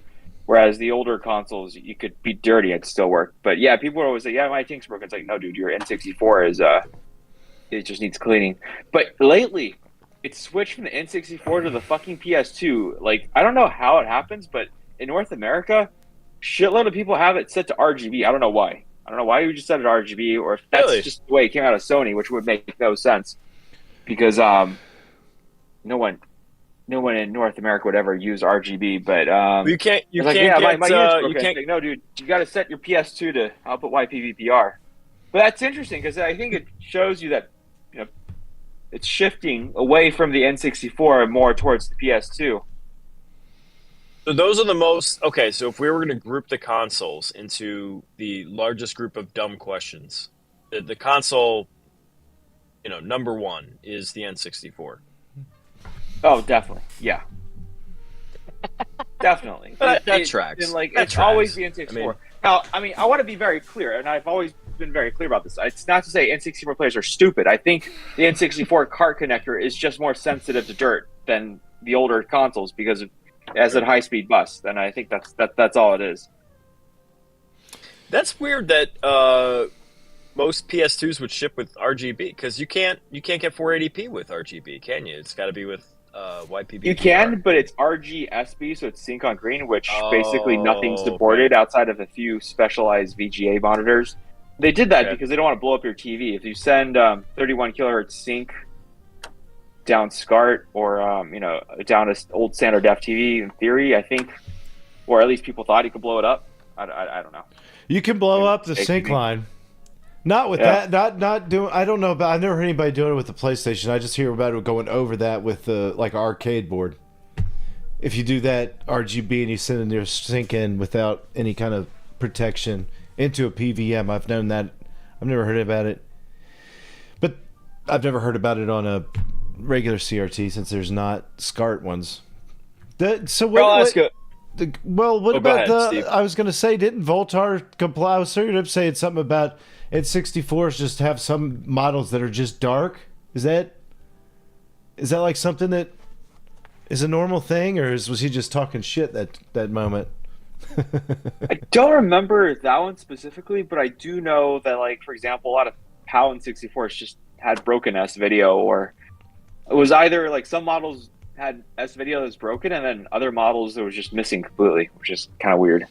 That's weird. What damn it! I had a question for Mike, and then it went away. It happens all the time. Once I turned 40, it all went to shit. Steve, you know this, right? I mean, it's just your brain. You stop. I was having this conversation with graphics. Mike, you got a couple years still to your 40, right? Oh my gosh, I'm done. My brain's done for you. I definitely think there's a cliff around somewhere in my early 30s where just like the energy level and the mental clarity when. Well, now he's joined the ranks of what we know, so he's gonna forget his brain altogether. Silva, thank you for the super chat. Said Silva 579. Canadian. All right. Didn't expect to see you three legends on tonight. What a treat. Love what all of you are doing. Thank you very much. Cheers, boys. And yeah, the N64 is a headache. LOL. Absolutely. Thank you very much. I know what I was going to ask. So, Mike, when the RetroTINK 5X was pre-shipment, there were issues with like Sega Master System. There were issues with Neo Geo. Those all got ironed out with subsequent patches and whatnot. Did you do any degree of testing with arcade boards and things like that with the 4K before, now, or are you just completely dependent upon the community to iron out those issues? I mean, is there anything that's still like stuck in your craw that's still like a problem that you're still trying to work out as far as compatibility or sync or anything like that? I think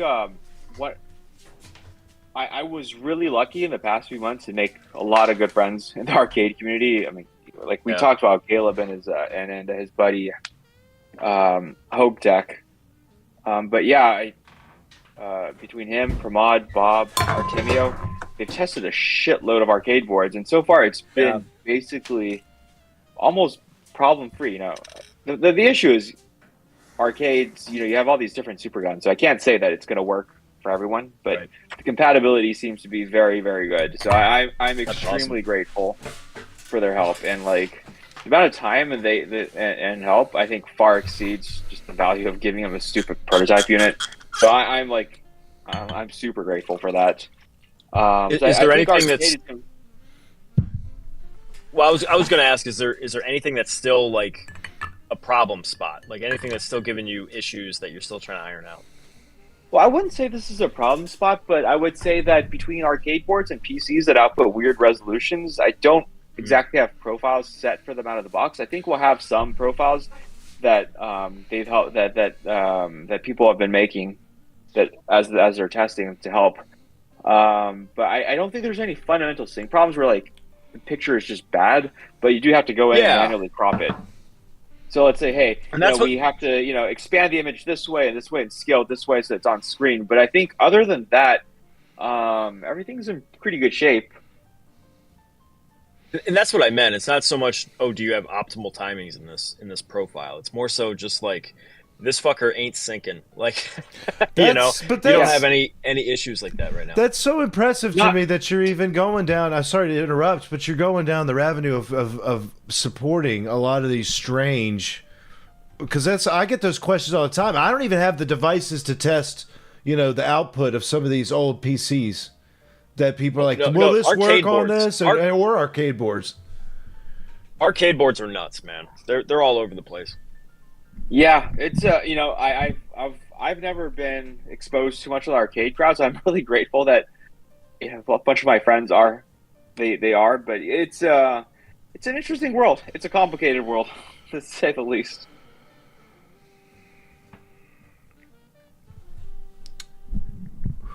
It sure is. There we go. Complicated world. It's a complicated world. Yeah, I was just looking at the Frozen. Steve. Yes, no, Steve. It was funny. Like you recoiled, and then there was like a internal burp. There was like a. Yeah, man. One thing that I did notice about arcade systems is that I didn't appreciate it at the time, but if I'm just looking at it now, they were so much better than console games. Like just the quality of the graphics, the sound. It's like a completely different completely different league. That's right. Yeah. Look here. Go ahead. Go ahead. Steve. Okay, yeah, no. No, Here's you go ahead. if you guys are out there and you haven't done it for us already, please hit the like button. I think we're getting close to 100 for the night. I bet. Yeah, it looks like I think we're at like 91.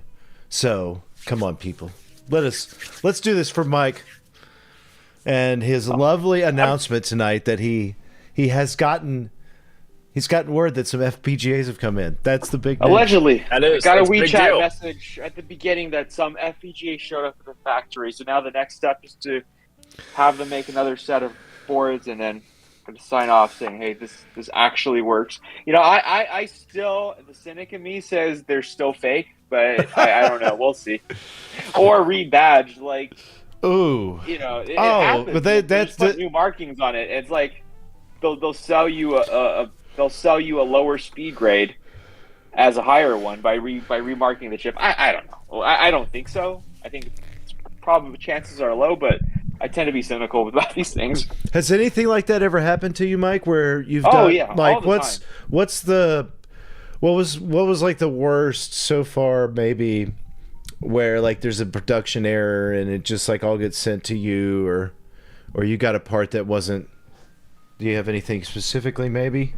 Yeah, at my company, we had, and this is, I don't even know how this happened because it's like on a $1 part, so fake it is just not even worth it. But we got fake op amps, so these stupid, simple little analog amplifiers, and we got a bunch of EEG amps that just didn't work because they had fake $1 op amps. I don't know why someone would sell you fake op amps on a $1 part. And we ended up having to spend like 2 weeks reworking them at our office. That really sucks. Wow. Oh. There are a number of questions that have popped up, Mike, and audience, please, you've got the Mike Chi sitting here. Like, ask him all the questions. Yeah, let's take this second. world. Like, we'll Please. stop. I'll stop. Like- I'll like- start jabbering. Well, if you want to put some questions now, would be No, the time. I got one right here. It says, Mike, you've previously mentioned the TINK processes internally as YPBPR. Is it better to have the console send RGB and let the TINK convert, or have the console convert? Oh, definitely have if the console can natively output YPBPR like the PS2, just send YPBPR. Yeah. The video chip on the TINK 5X is designed to handle that natively. Yeah.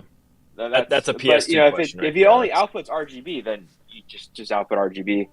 Right, you got no choice. HD retrovision cables are pretty good, so you could use that for RGB native consoles, but you don't have to.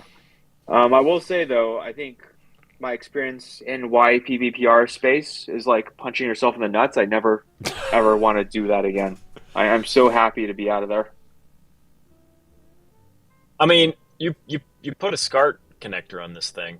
I mean, did you But what? have Well, any come on. did you have any? Let's be honest. How could you I not mean- put one on there? Would you ever really not put because on there? Mike, listen, Mike is anti-Scart. Okay, Well, of we course, all know this. Well documented. I'm not going to disagree. I don't like Scart myself either.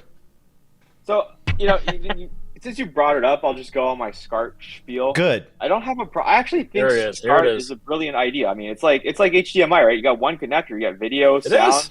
There's like no screw ups. There's two No. problems. First of all, people abuse the standard, so they end up with sending 5 volts or some 10 volts or 69 volts down the sync line, end up blowing up that you shouldn't 69 volts. for no good reason. And then it's like, and then people kept doing it. Hey, and that's what I always say. why There's would you been do so that? many good PVMs that have been 69 incorrectly and They've just been 69 fucking volts. blown to bits. You know? Yeah, the other thing that really bothers me is that the quality of the connectors you get today just aren't that good because they're made in some shitty Chinese factory. For all you know, they're not made anymore. It's like just old stock.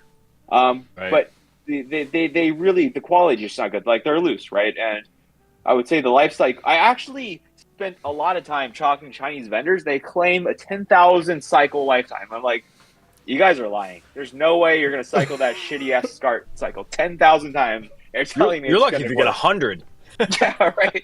Dude. But that is what it is. But then, people complain, right? They're like, okay, for a $300 device, I expect you have a rubbish Scart port. I'm like, dude, it's the same Scart port, whether or not it's a $30 device or a $3,000 device. You're not going to set up a new Scart connector factory. That's you're talking about Which I did. I actually spent a lot of time saying, "Hey, can you make me a higher quality Scart socket?" I said $100,000 a year, which is way more than all I need. I just said that to see if there's any interest. Zip. They don't want to take it, right? Oh. So you're not going to set up a new Scart factory to get higher Scart quality. But people blame you for the shitty connector, which is the only option you have in the market.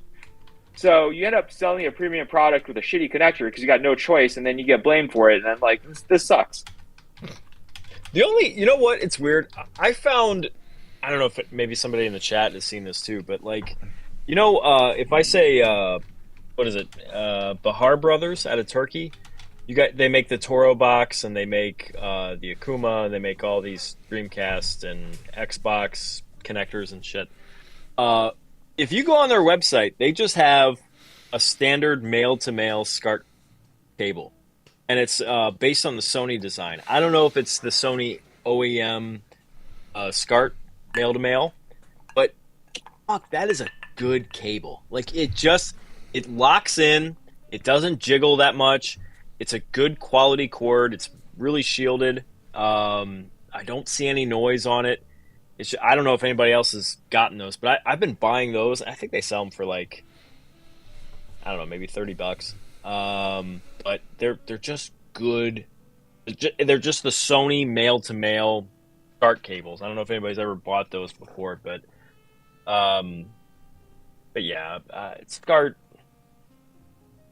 does suck. I mean, I'm glad, Mike, that you put it on the 4K, but and you know what? You've got what is it? Kaitor Labs is putting together the basically the screw mechanism for the Scart. Yeah, I put the screw holes the in the Scart Scart. head. So I was like, what can we do to actually try to make this better instead of just complaining? So hopefully the screw down idea will take off. That way you can at least screw the connector I think it's cool. That secures VGA, yeah. And I think it's really cool. Hopefully that, at least my recommendation would be, if you use Scart, if you really want to cycle it a lot, you should just put like a male to female dongle or a VGA to Scart female. That way you're putting the stress on the dongle versus the connector on the device itself.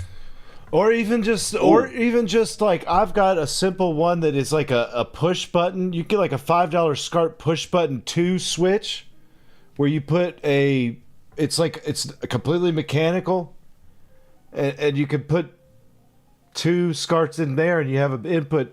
The problem with Scart is, again, moving it in and out, in and out. It's such a fat, heavy thing. I mean, I can't tell you how many times the Scart cables I've had to open them back up and resolder them. I'm thankful I know how to resolder. Yeah. But I'm the kind of person, I go through 10,000 cycles on a cable because I just plug it into a new monitor. Yeah, right. Yeah, I think Scart was designed for European households that plugged in a VCR or some device, set-top box device once, and they never touched it. It's not meant for a gamer that's plugging it in all the time. You don't unplug it and plug a new thing in and keep swapping the cable. That's not probably what they did. One thing, we're talking about connections on the 4K. I just bought Mike a Toslink splitter, and I'm gonna try out the Toslink input, man. I want to get the Xbox, because I got the OEM Xbox connector with the Toslink connection, and I obviously got a PS2. Speaking of PS2 a lot, Toslink native right on the back. I want to try. Have you had a chance to play with that at all at your house? Me, I've only tested the Toslink from the PlayStation 2. It sounds great. But I'm kind of sad to say. It's sad to say I mostly game on the monitors built, the speakers built into my computer monitor. I'm like audio challenged here. Well, you know what though, but that's all of us. Like I think of all of retro gaming YouTube, the only person that gives 2 craps about audio is GameSack, is Joe. Joe's the only one that really. And Bob has started to put out a couple things with surround sound, Pro Logic, and he did a cool video on that. But I don't know. I just saw the 4K, and I'm like, I got to do something with that optical connection. Like, that looks cool. Like, why not? Let's try it out. Because most AV receivers, they got the simulated surround sound. They could take any stereo input and just, effectively emulate what a surround sound environment would be. But I'm curious to compare it to, if I were just to say hook up a Xbox, with a stereo connection over a G-Scart switch into my, RetroTINK, simulate the surround sound. How would that compare to, the optical straight into the AV receiver without the simulated, emulated crap? What sounds better? Because every AV receiver you buy, every $300 AV receiver you buy can convert that stereo signal to, fake surround sound. How much of an advantage do you get? I wish I had a microphone that could capture that so I could put it out in a video. I don't know if there's a microphone. I'm sure there's a microphone out there that does it, but it's probably really expensive. But I just think it's cool that you put it in there. I don't know why you did. I didn't know if there was a demand for it, but I'm just like, ooh, something new to play with. Why not? I think there's basically two systems that that might be worth it. You could get surround sound out of a PS2 or an Xbox. That's it. Well, the GameCube does Pro Logic natively out of just a stereo connection, so you can get Pro Logic that way. But but for the hardcore GameCube users, you're probably using something like a Carby with HDMI anyways. So you don't need the TOS link. But there's that SNES mod that I think Firebrand was involved in that outputs digital audio. That actually, I'm most interested in that.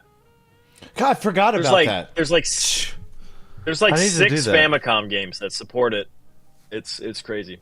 6 Super Famicom games or something. There's a very small number of Super Famicom games that support it, but that's awesome. Like that little Sony. I think we're talking about different things. Someone made a digital audio out mod for the Super Nintendo. Oh, okay. Yeah, it's on Firebrand's website. That to me that's pretty slick. Yeah, because there's not too many other consoles that take advantage of it. It's really that PS2, Xbox generation, and then next step up, you got HDMI, and that's pretty easy from there on out. But look at all these people. PS2 only does 5.1 surround for DVD playback and certain cutscenes in games. Well, that's a waste of time. Shit. Speaking of this, audio stuff, I was blown away watching not to change subject completely, but the LaserDisc breakouts for the audio stuff too that Smoke Monster and Joe from GameSack were showing off, and I'm like, what the hell are these little things from the 90s, early 90s that are breakouts giving them digital audio out of the RF and things, and out of the LaserDisc player, and I'm just like, man, now you've got me hunting for new junk. Here we go. New junk. Always a rabbit. It's like you when you got me on the silly box to stick under a PVM that's 8 inches. Oh, the RF connector? The RF? Oh, my God. That's what these are. Awesome. That's what these are, but these are for really old ones. Yeah. There you go. Does that have the battery slot? No. Does that have the battery slot? This has a custom pain in the ass to deal with. I've actually never gotten those to work. I just bought a bunch of them and never did anything with them, and they sit there now. What is this? Nully says Xbox OG has some amazing surround experiences, especially Halo. Yeah, that Halo 2 is really the games I'm thinking about when I talk about that. Just because it just sounds amazing. Always has. Can the surround come in over ECW or only the optical? I don't know what ECW means. Like Extreme Championship Wrestling? ECW? Tables, ladders, chairs. Right there. Tables, ladders, chairs. ECW. Hello, I am Joey Styles with you tonight, and we are about to see the green vagina take on the blue meaty in an all-hands-out dildo fight here live in Catskin, New York. I'm real for real, people. This is pay-per-view, and later on, we'll have Rob Van Dam smoke 20 ounces of weed live here tonight, folks, all on television. Mike, you totally regret this whole thing. You should have never done this. No, not at all. I'm just trying to get some power into this phone because it's giving me like the 10% shit. Oh no! Find the cord. Mike's gonna run out of time. No. Listen. Once Steve and I start talking about pro wrestling, it's over. Like that, it needs to stop. Oh, it's fun. Dave, did you get excited? I did. Did you hear about what my next video is? Oh no! What is it now? My next video. Well, my next on trial is WWF on 32X. So that's your wheelhouse, brother. Man, we're talking mid '90s WWF. Like we're talking Bret Hart, we're talking Undertaker, Shawn Michaels. Love it. I love it. I remember sitting down in this very basement with my grandfather, and he used to tell me about Fit Finley was the hardest son of a bitch he's ever seen in his life.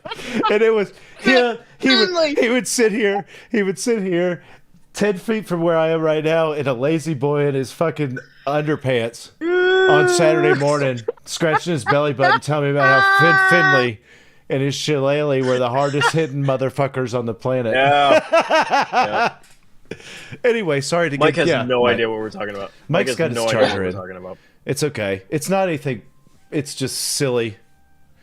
But that's the good thing about... That's the great thing is I've built this amazing live show to just come on and have such fun. Well, hold on. Mike lived in Texas for a long period of time. He might, he's got some Southern in him, You did live in Texas? He might be into wrestling. I did live in Texas. I grew up in Texas. But, yeah, we weren't that exposed to wrestling. What about... All right, so here's something I'm really intrigued in. The new Zac Efron movie, which I never thought I would just say out like that. Zac Efron is playing the lead in the Von Erich story, which is Texas wrestlers. Really? Texas Tornado. That whole family of wrestlers that all blew their own brains out. They all committed suicide. Yeah. Like crazy ass ways, and they were like top of the world. And it's like, their dad was like Vince McMahon of Texas, like right back in the day. Oh my gosh! Holy shit! Somebody just dropped $100 super chat at fucking 2 in the morning. JVC. Troy Branch, your team JVC, you're badass. Okay, $100 super chat at fucking 2 in the morning. Listen, Thank you, sir. You fucker, you better split that 3 ways, okay? Hey, Mike better get $33. I better get $33. No. Here's the thing. You 3, you come meet up with me, and I'll have a fucking brand new bottle of E.H. Taylor waiting to crack my man. with all of us. That's it. I've already got it. It's waiting. Steve, you want to hear something? We went out to dinner tonight.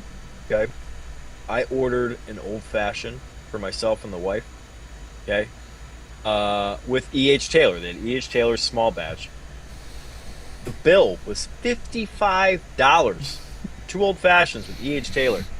It's getting insane out there. Yeah, for E.H. Taylor. It's ridiculous. Like we were ordering coffee, and it was like $10, and I'm like, "What the hell, guys?" Dude, at work, I'm like, "What the hell are you guys doing? You guys are ordering $10 coffees." I got off extremely lucky and cheap this year. My wife, our 16th year anniversary was on a Thursday, and that's the day that she only has these 2 special workout classes after work that were like, oh, she loves them, and I'm like, hey, go ahead, go to them, because JMU was playing Thursday night too.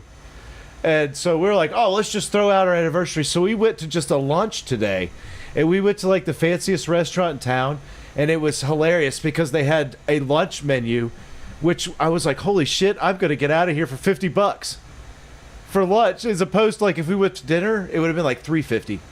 But they had, that's one of the places that has exclusive whiskeys on the menu, and they had just straight Eagle Rare, right? Eagle Rare 10-year. $15 for a 2-ounce pour. Straight regular Blanton's, $25 for a 2-ounce pour. Yes, and that's nuts. That to me is nuts. Blanton's Gold. Blanton's Gold. They wanted $50 a 2-ounce pour. What? Blanton's. That's the single barrel or gold or whatever it is. Yeah. Yeah. Here's a hot take. Blanton's overrated. It's just because fucking Keanu Reeves, People think it's cool. That's it. Because John Wick was drinking it at the fucking whatever showdown. the hotel's called. I've never even seen it, but I know what it's talking about. The Intercontinental. You never seen the John Wick movies? Just the first Mike, one. you've seen the John Wick movies, haven't you? I'm not actually. I've just seen the Are first you one. fucking kidding me, Mike G? Mike G, come on now. There's 4 of them, for Christ's sake. I know. All right, let me look this. Maybe They're I good. Have, They're just good, don't know what man. you're talking about. Yeah. John Wick movies are great. So, like, the fucking Russian mob. We're having some people talk about how hard it is to get whiskey. What do you have to, like, 8-bit, what do you have to do to get I have to piss. bourbon? I mean, do you have to... Oh, okay. All right, what do I have to do to get bourbon? Or before I piss? No, go... Before I piss. Well, I'll yeah, you don't have to... You can go piss and I can tell my side. Here you go.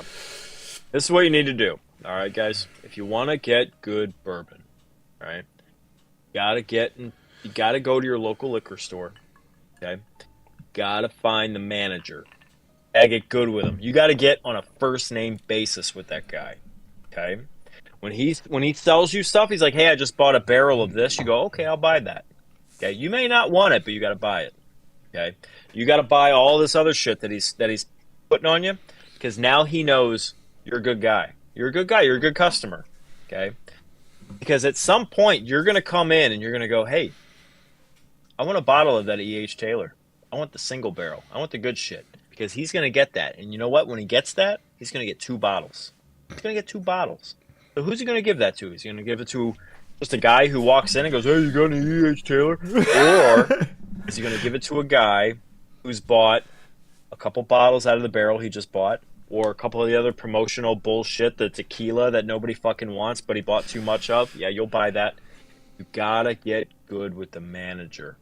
Okay, that's how you get the good shit, because he knows, oh shit, I got this in. My boy Roger, my boy Steve, my boy Mike, they're gonna want this. I'm gonna put this behind, and you got to be a regular.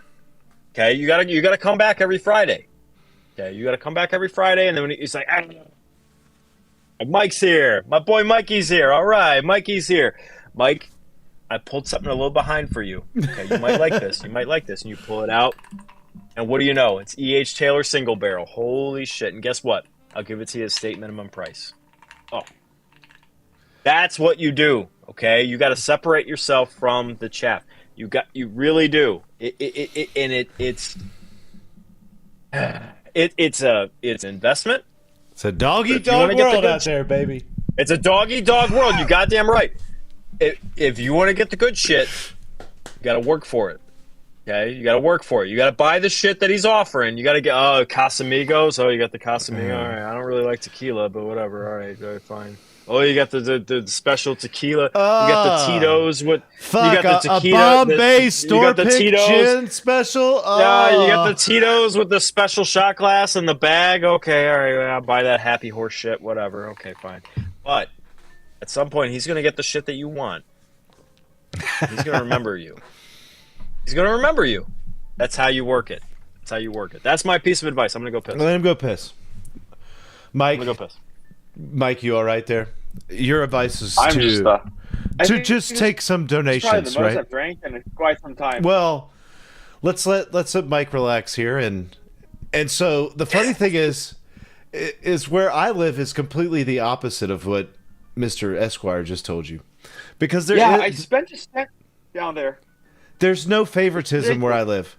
It's state run. It's government. It's literally how the government runs my liquor stores in my state, and they don't. I don't know what they do, if there's any favoritism, but they don't do like that. What they do is you have to get onto a list, Mike, and this is how crazy it is. All right, imagine it like this: if it was limited run and their fucking or analog and their newest device, they were like, all right, you can sign up on our government website and you put in your cell phone number and we will send you a text anytime we distribute allocated whiskey or bourbon to a store. And so you get a list and it's like 2,000 bourbons that are allocated. So it could be fucking anything on the planet Earth. And you have no idea what you're getting. You just get a text and it says, your store has new bourbon now. And like the last time that happened, I was in there 15 minutes after the text, my store, and there was already a line of 15 people. And I missed a couple bottles. I had to get like a Michter's sour mash. Ooh. And that was the only thing that was left. It was like that or Eagle Rare, and I've got a bunch of Eagle Rare here. I've got Eagle Rare and Blanton's on my ass. I've got Eagle Rare and Blanton's on my ass. I've got literally Blanton's on my ass. I've got single barrel Blanton bottles up there. People just give me that shit for my birthday. I don't ever buy it. And it's literally every time there's a drop, it's Blanton's and Eagle Rare most of the time. So you can't order anything online, right? No, like not that's off this list. I can go in there, and if it's not on that list, that 2000 list, I can order it and they'll get it in store. But everything good is on that list. And so they actually did something really cool where they didn't do any drops for a month. And they put one Saturday, which was last Saturday, which again was the day I was telling you I had to get that fucking car ready. I had to have my car. I had to have my Grand Marquis so I could get down to the liquor store at 10 a.m. But anyway, they saved all the bottles from a month of distribution, and they put bottles at every store on the last Saturday, and they said, if you want to come, you can get one bottle of something. I picked the best store because it had fucking everything. It had old Fitzgeralds that were $150, which you'd go see in a fucking museum for $2,000. Like, that's how much. That was the only bottle I couldn't get. The old Fitz sold before I got there. I got there 20 minutes before the store opened, and I was about 20th in line. But I did get a bottle called Russell's Reserve 13, which fucking I paid $150 for this bottle. Retail. $150. But if you look it up, it's a $500 bottle. Oh, shit. Like I could go sell it to a whiskey whore for $500, which there's a lot of old businessmen. That's what they like to spend their money on. You know?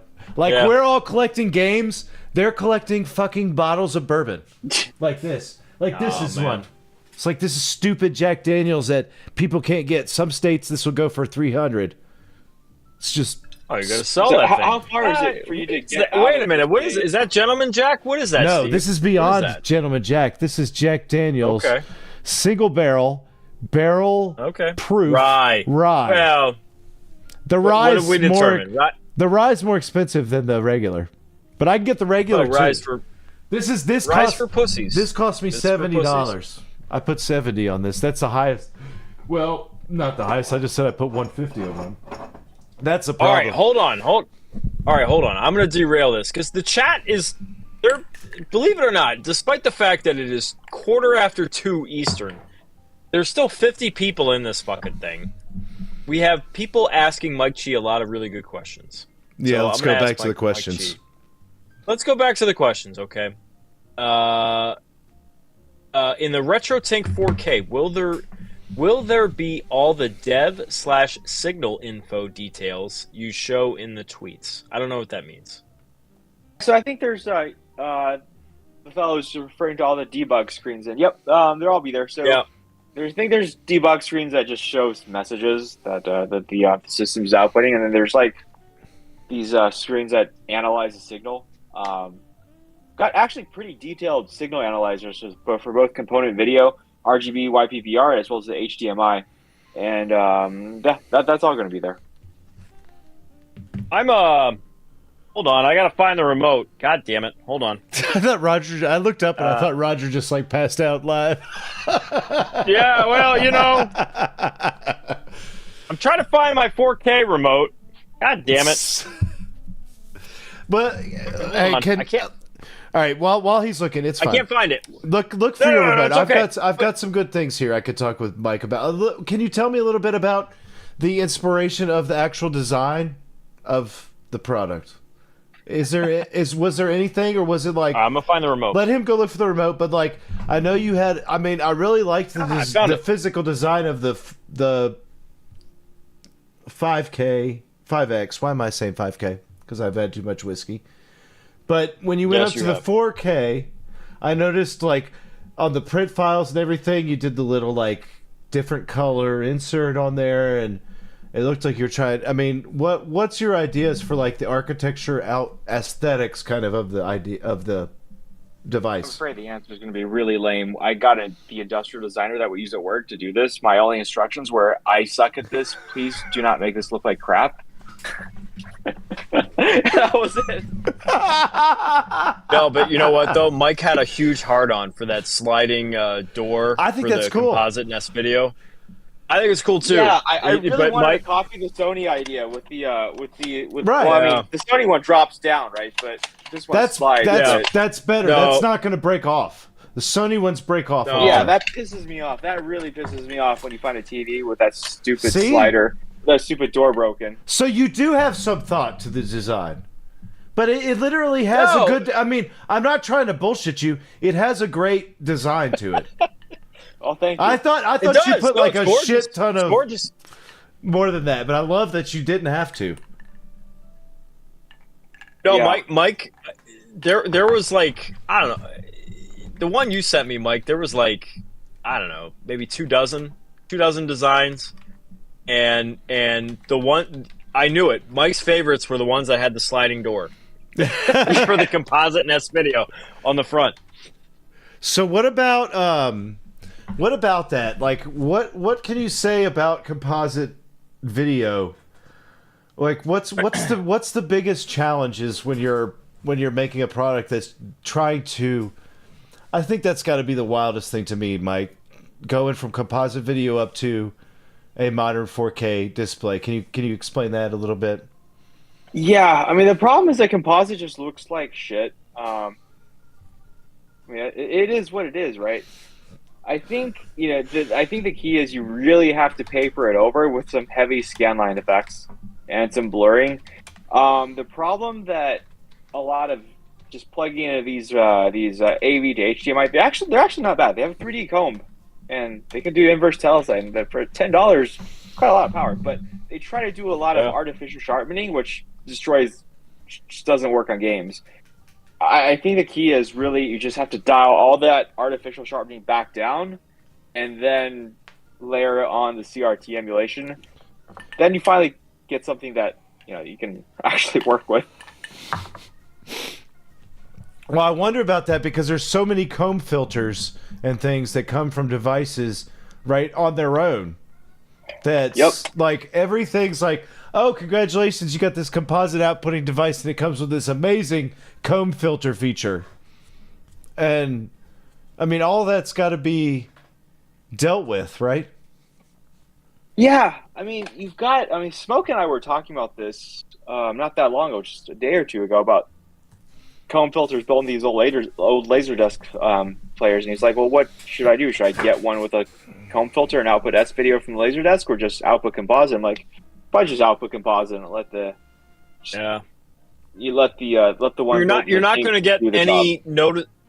You're not going to get any actual benefit from S video, really. I mean, it's not on a lot of these old machines that have really bad comb filters or no comb filters. Well, I mean, I wouldn't say the comb filter in the TINK 4K is like super amazing for video because it's not a 3D comb, but I've tested a bunch of chips, and this is the one that works the best for 240p off-spec weird video game stuff. So in that respect, you're probably just better off in most cases just plugging it directly into composite rather than trying to let an external comb filter do it. It's like these people that go out and they spend a couple $100 on an SVHS player, because they have an S video out, and they compare side by side SVHS to VHS, and there's like at the end of the day, it's 480i. There's no. I'm gonna tell you no this. difference. It's not. You're right, and this is a big thing. Like even it's been a thing in PVMs and BVMs for a while, where people go buy that certain light probe, thinking that it's going to solve all the problems because it's a Sony light probe. But you're not. If you go buy the original 30-year-old light probe, it has to be calibrated. I had a big conversation with Pat, Save on Pat. He's like, yeah, if you don't calibrate that light probe, it's just going to make everything look bad. Oh, definitely. You have to calibrate the light probe. It's a classic problem. Can you trust your tools? Yeah. Right. All right. All right, I've got a question for Mike G. Okay, so Here we go. RetroTINK 4K remote. I got the whiteout remote. What remote does Mike have? No, what's that red thing you had in your hand? I was joking. Oh, this is the DigiKey ruler. Oh, I need to get that. I was like, what the hell is that thing? I don't know what the deal is. They were giving these out for free for the longest time. So every time you order something, you get one. And I have like a huge collection of these. Oh, well, you're going to have to keep one of those when I stay on your couch. For me. All right. Bed buds. All right. So, Mike, what is the difference? Again, I'm an idiot, all right?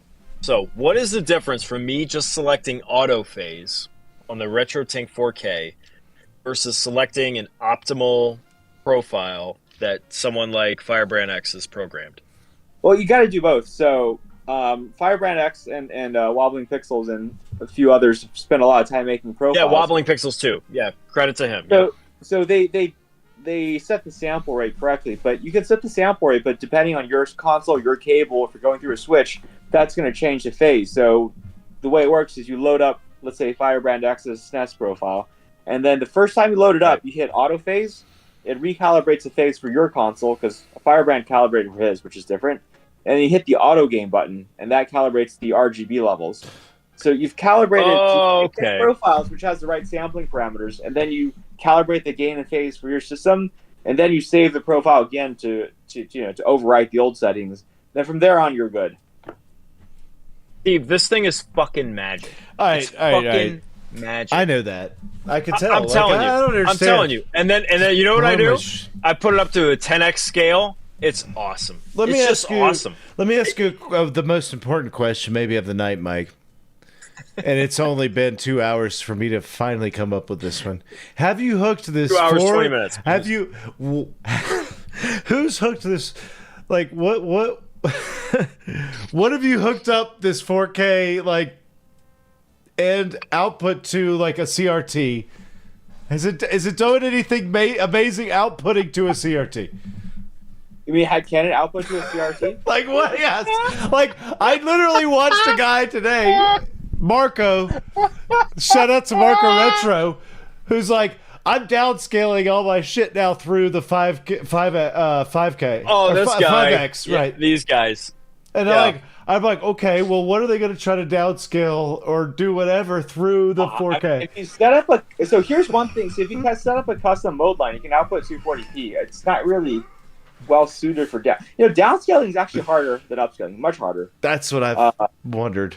Surprisingly or not surprisingly, especially if you want to output interlaced video, it's a much tougher thing. So you can sort of kind of convince the 4K to output 240p, maybe, but it doesn't really have a proper downscaler, so the results aren't going to be super great. Now, one thing I really want to do is I want to actually, and I've been busy, I haven't tried to do this, but I want to take a DOS game that a PC outputs at line doubled 400p, convert that down to 200p, and see if I can get a PVM to sync to that at 70 hertz. So the DOS, these old PCs output it at 70 hertz, but it was still 15 kilohertz. So in theory, these guys should sync to it. And instead of getting a line doubled VGA output, you can actually get like 200p. And if that works, I'd be stoked. Whoa, that would be cool. That's crazy. That's really one thing cool. that I really want to try.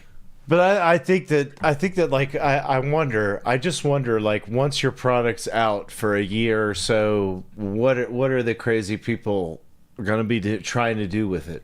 And no, you know what? You know what everybody's going to be doing? It's going to be Mr. and Mars through the Tink 4K. And it's not even that doesn't even. It's like now we're at these points where this stuff just doesn't make sense. We're just doing things just because we can to see what happens. Mars is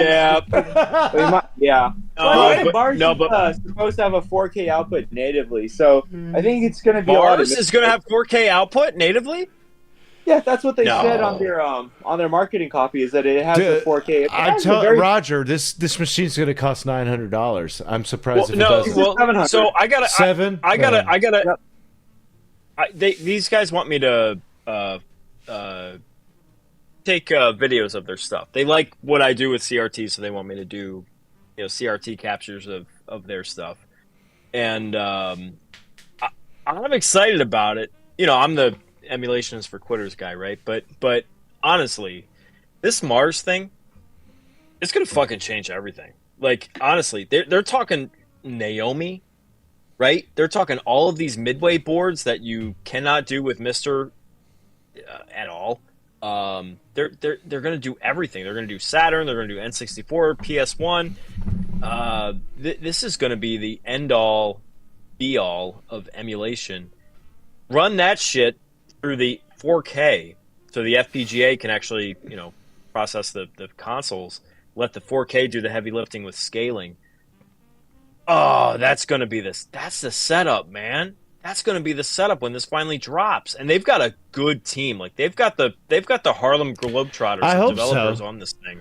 Because they're doing the same, like they're doing some goofy, like still some like teaser marketing that we don't know. Oh, who cares about that shit? I don't care about that shit. Well, I know, but I'm also saying that like I wanted to. I mean, that's the only reason I haven't myself been like, woo, Mars. I'm like, well, I'm such a late adopter, but I'll be honest with you, $700 for that is going to be. I would buy that 100 times before I buy any new PlayStation 5 or Xbox, whatever the fuck.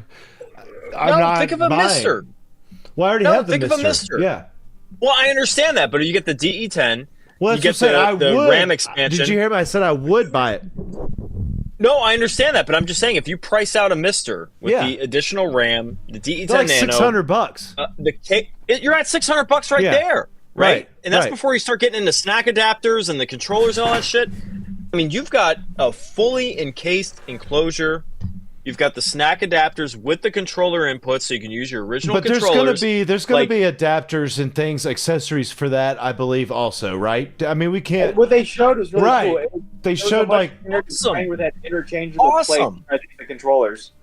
They took the one good thing from that one company. Who was that? Polymega. Yeah, they took the one good idea of Polymega. Polymega. Yeah.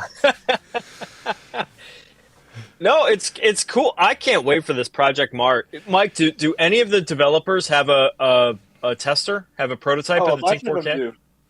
A-Track has one, Odd has one, and then a few other of their. They're actually they've been the. You shouldn't be a surprise, but they've been one of the biggest helps with testing arcade boards because that's kind of their bread and butter. That is, yeah. No, the second they put out that, oh, by the way, we're gonna emulate Killer Instinct perfectly on Mars. I'm like, okay, sold, because you can't do it on you can't do it on Mister. You can't do it on RetroArch unless you have a pretty powerful PC behind it. That's awesome. Like, if they really can deliver 100% emulated, like cycle accurate Killer Instinct, like that's where it's at. I mean, and all the Naomi games. I think it will be a game changer when it comes out. I think I think the analog stuff's good, but I think having a multi-platform device is going to be much more powerful. I mean, well, it's definitely exciting to see that. It's kind of nuts, right? To think how there used to be a time where there really was just the Framemeister, and now we're talking about how much more has come along, and we're talking about this next level of products between Mike's and the Mars project that in 2024, I mean, what are we going to be? We're going to be talking about completely different shit that isn't even out right now, right? That's going to be the new thing. It's going to be your product and the Mars, I feel like, for 2024. No, but what I like most about Mars is that it's a streamlined. Good way. Yeah. But what I like about it is that it's a streamlined, consoleized product. And if you want it to be a retro gaming console, it's a retro gaming console. If you want it to be a JAMA interface arcade product, it's a JAMA interface arcade product. And it doesn't look like a fucking science project like the Mister project, because Mister's open sourced. It's just, and everybody has their different take on it, and you know, I think Mister's kind of run its course with the DE10 Nano. I mean, that's pretty old. That's an architecture old technology that we're now. about. Very old, you know. I mean, it runs all the 8-bit and 16-bit stuff perfectly, but all right, we're ready to move on. I mean, it could run PS1 and now Saturn, which is really impressive, but this Mars stuff is it's going to change everything. And if their price point is $700, $800, fine. I think that's because a great for price point. I agree. For a $200 increase over what you're paying already for a, let's say you go over to Mr. Add-ons and you get a whole, you know, with the aluminum case and the all the I/O boards and everything, it's only a $200 increase and you're getting so much more for your money. These guys, they're up to something, man. I mean, it's going to change everything. It really is. And you get that, you add it to the RetroTINK 4K. That's, you know, you've got pretty much all of the arcade boards, all of the arcade lineup, all of the console lineup from 1980 up to 2000, basically, all right there in one box in your living room. That's a pretty compelling argument. I can't wait to get my hands on that. That's going to be awesome. That's going to be awesome. Yeah, I'm excited to see it too, because it's been, you know, we've all come to the point where the Mister isn't the new thing anymore. I mean, let's face it. Like, I remember when Smoke Monster was making streams about, it was like 5 years ago almost. It's like about it when it was coming out and it was new. And it wasn't even new then, the D10 Nano. It was just, now it's the FPGA being used as the architecture for this new gaming system kind of setup. So right.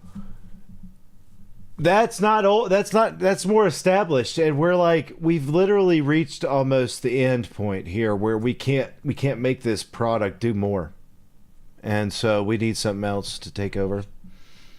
So, all right.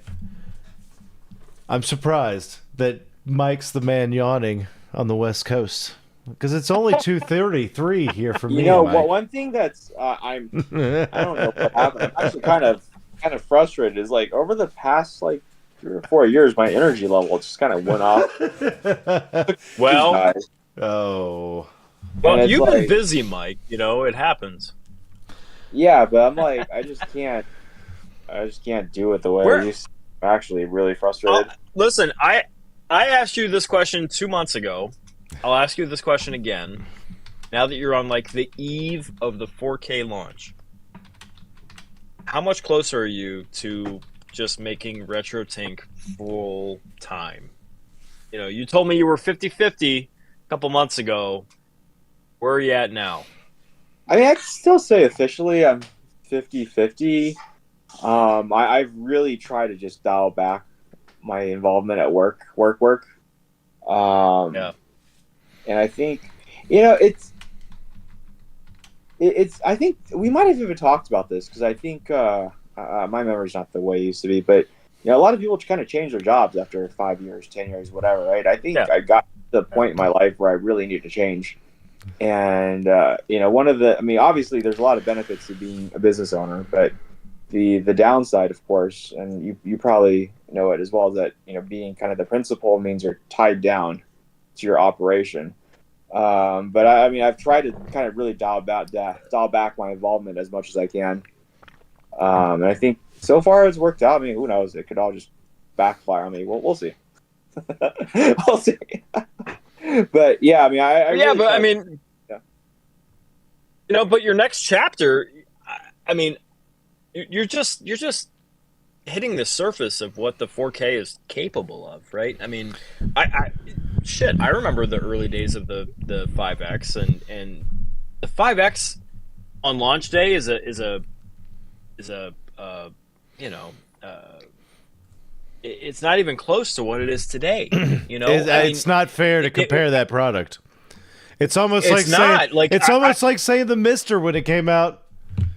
And then after all the cores get developed, it's like, wait a second, what? Well, no, but when I made that 5X Direct video, you know, and I'm on firmware 1.99, and I'm flipping through, and I'm like, shit, this thing has come so far. Like, you know, and I'm still on this old firmware. Like, I can't imagine 2 years after the 4K releases what this thing is going to be capable of.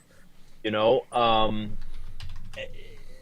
I don't know, man. This product, what I've seen from Smoke Monster, what I've seen from so many other people in the community, like what it's capable of doing, just from the cinephile uh, um subsect, you know, of the community, like you got a game changer, man. I mean, this thing is gonna. Well, that's what I want. Do a whole lot. That's what I want you to think about, Mike, is how this is going to be a beyond just the gaming industry product. Yeah, it's way beyond retro gaming. I'm telling you, I've got some help for you with these museum types who. Hey, you're presenting the same. Like the thing is you're going above and beyond because they don't give a shit about lag, right? Lag doesn't matter to them. No, they don't give a fuck about latency. Like they're always like, they always giving me scalers, and they're like, check this thing out, it's fucking awesome. And I look at it under under the time sleuth, and it's like 5 frames of lag, and I'm like, oh great, thanks, this is awesome, you know. But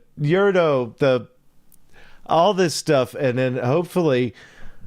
Maybe by the next stream, we'll be talking about your new TV. Yeah, I joke. Hey, I'll come work for you and help you design the new TV. If you're ready to go to that next stage. I joke, but you know, I was saying that if I ever make it big, I want to start up a CRT factory. There you go. I want to we'll get just that do it. Unitron factory back in Mexico across the border operational again. Well, guys, it's over 2:30 in the morning. I don't know. Yeah, man. You guys, I mean, I bet you're both tired. I could tell by your yawns. No, right? hey, give a shout out to Nully. Gave you $5. Yes, I'm Canadian. sorry, Nully. Nully, great GN, great listening. I'm sorry, Nully. Thank you for the super chat. Good night.